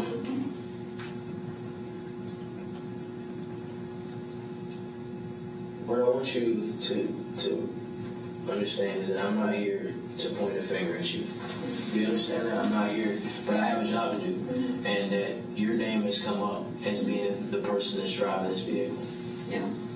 That your name being people that, like I said, that know you, that have known you not for a couple weeks, not for a couple months, but have known you for years, said, yes, this is who is driving this vehicle. I know that for a fact. No, I wasn't driving. For a fact, I told Miss God I was not driving. You were not driving? No, sir. Okay. I mean, I'm a Christian and I wouldn't not, there's 100%, I'm telling you, I'm not. Well, the whole thing with being a Christian is that even Christians make mistakes. And I understand that because I make mistakes. Yeah, but I was not driving, I wasn't driving. I'm telling you, I was not, I don't know what people were saying. I mean, if you see Crystal, maybe she has a resemblance towards her. Do you think she does? Yeah, I mean. You think you guys look alike? Yeah. And I think maybe that's why, but I don't understand, all these people are saying that it's me. So let me ask you this. How does Crystal end up in the garage at the same time as your ex-boyfriend's current girlfriend? I think she was saying that she was going to eat at that restaurant at the Miss Ohio. Let me ask you this. Have you ever talked to Richard about getting back together since you guys broke up? You guys never had a conversation about, you told me that you tried again in February on Valentine's Day this year. No, we didn't try to, we were seeing each other, until then, and then we just kind of went our separate ways. So seeing each other, what does that mean? Hanging out, going out to dinners and stuff. So you guys were intimate? Yeah. During this time? Yeah. Even though you guys weren't boyfriend and girlfriend, you were still intimate? I mean, we were in that category, of dating, exclusive. You were exclusive, so it was only you and only him. Yeah. So you were dating. So you guys just really broke up in February. Yeah, about February. And then he started dating this new girl around May. I'm not sure when. When did you get your apartment? I got it in October of last year. October of last year. Why did you get an apartment? Because we lived together and then we split in June. And that's when we split and then we were just So you guys split, but you still live with each other? We stayed at each other's house often, that's all. No, I mean, so you guys broke up in June of last year, right? Yes. Okay. And October of last year is when you got your current apartment. Yes. Where did you stay between June and October? With a friend. With a friend. So you didn't live with him during that time? Mm-hmm. Okay, so you lived with a friend until October, and then you got your own space. Mm-hmm. And throughout this whole time, from June all the way until this week, Monday, when's the last time you talked to him? Yesterday. Who was that? Richard. I talked to him. Yeah. Yeah, I talked to him yesterday, yeah. So all the way from June until you broke up until yesterday, you guys have remained in some sort of communication and been talking to him. How did you feel about him moving on with his life? I mean, he's been moved on, you know, he's been moved on since maybe like February. He was dating, you know, but Were you ready to break up when you guys broke up? in January? In January? Anytime. In January, we were just kind of like not broken up, but like still talking to, still trying to figure things out. But I mean, I told him and I was like, there's nothing that I can do or say or, you know, to or each other that. So we just remained friends. That's all we did. Who broke it off with who? After his exam, he just kind of said that he needed time to figure things out, like to see what he wanted to do. Right. And so you guys had space then. And yeah, we had space. And so when was his exam? In July, June, July of last year. last year. And then, so you were with him for, at that point, how long? We were like maybe 2 years. 2 years together. And then he says, hey, I finished my exam, I need some space. And then you guys still kind of talk on the phone, but We still like communicate, like we still saw each other. were you seeing anybody else during that time? I mean, I've been dating ever since. I mean, during that time when he says we need space. But sometimes space can mean, I'm not dating anybody else, I don't want to date anybody right now, I need to figure this out. Sometimes space can mean, you know, me and you are still exclusive, I just need a break because I got a lot going on in my life, but maybe in a couple weeks we can work this out. Sometimes space means I never want to see you again, I have somebody else. What did you determine, what did this space mean to you? The space is just, I think we just kind of said for him to, as far as him being divorced and just figuring out things like what was the next step, like in his life. Okay. So once he decides, did you ever ask him, hey, when is this space going to be over with? What are we doing here? Not really. I mean, I just kind of let You it. just moved on with your life? I just kind of let it go. Yeah, I just kind of let it go. So who moved on first, you or him? I think both at the same time. Like he started dating right away, and so did I. Like we started seeing other people. So y'all did it at the same time? Around the same time frame, I was already. Like, I mean, just going on casual dates without no one exclusive. Okay, so who got exclusive first? I met someone right after we broke up, and we were seeing each other. It didn't work out. And then I've just been dating ever since. Okay, so how do you guys get back together? What happened with that? It was maybe like November, like when we started just to kind of talk again. How did it start? It started like maybe just hanging out a lot more. Did that make some of those old feelings come back? And he just kind of said, well, you know, because I was already careful, because I knew the type of guy that he was. Like, What kind of guy is he? Like, he's just very, like, as far as emotional, like, he was not, like, stable. So I just kind of had to like, a guard up already. Like, I wasn't really... Well, and see, that part, maybe my experiences are different, but I know that, especially for women, it's very hard to keep their emotions away when you guys you've had history together. So you're telling me that it was easy for you to keep your guard up with him, and you guys been together almost 2 years, and now you take a little break and you're back seeing each other, being intimate again, and it was easy for you to keep your guard up against him? Mm-hmm. I think it was just kind of, I mean, I didn't let my feelings like go 100%, and as in the beginning. You know, just in the beginning, it was just more 100%, and then this time that we kind of started seeing each other again, it was more like, I had like more of a guard up. So you had no idea that he was dating a dentist? No, I didn't. So you had never talked to any of your friends about that? You never had any conversations about him moving on with his life and dating a dentist? No, I didn't know. That's what I'm telling you. He never spoke to me about anything. How did you feel about him moving to San Francisco? I already knew since we met this one. I mean, but how did you feel about it? I mean, the time is coming up close. I mean, do you feel like it's completely over between you and him? No, because we stayed friends, and he just kind of said, like, you can come visit, you know, like, whatever. I really didn't take it. I already knew since we met, like his space was back home. Since we met, like he put that on the table, like his home was California. Okay. I'm gonna step out for a minute and I will be right back. Okay. Just right across.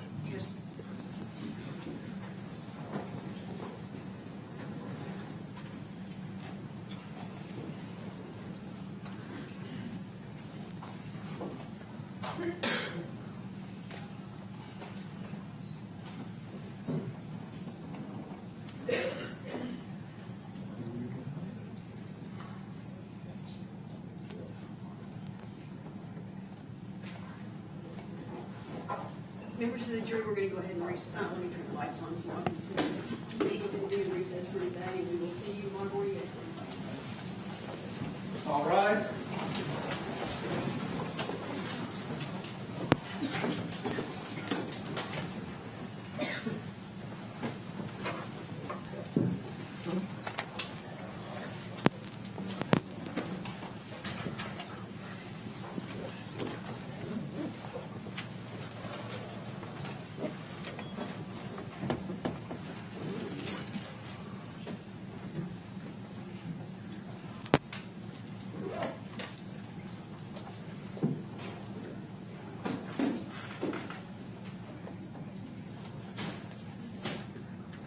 Gallery, maybe. Yes. Oh, never.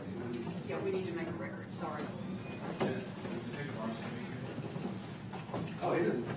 It's not. The gallery may be seated, please. We're on the record outside the presence of the judge. Your Honor, may my co-counsel supplement the objection that I previously made? Sure. Also note for the record that prior to this exhibit, I believe it's exhibit 393, there was a bench conference outside the presence of the jury, and then I made some objections, just like in light of what we see, I'd like to supplement the record. Obviously, the court report is not taking down everything, but the video itself is being played. Is that permissible, Your Honor? Thank you, Judge. At the bench, as you know, we made an objection to this being played in its entirety. The video itself contains inadmissible hearsay, and hearsay within hearsay, both. It's improper bolstering of witness testimony. Detective Warren's testimony today is improper summary testimony, because he's summarizing prior witness testimony and summarizing hearsay and out-of-court statements of witnesses. His statements within the video are improper summaries because he's summarizing the course of the investigation during the course of his questioning of Ms. Delgado. And the video, much of the video is irrelevant under 401 and completely prejudicial. The prejudicial value of a lot of particularly what Detective Warren says, far outweighs any probative value. And so we would object on those grounds as well. Thank you. Does the state wish to respond? I don't think we need to. Okay. It's all about the rule. Yes, sir. Is that the end of the, is that? Yes, Your Honor. All right. Then, that closes the record for today.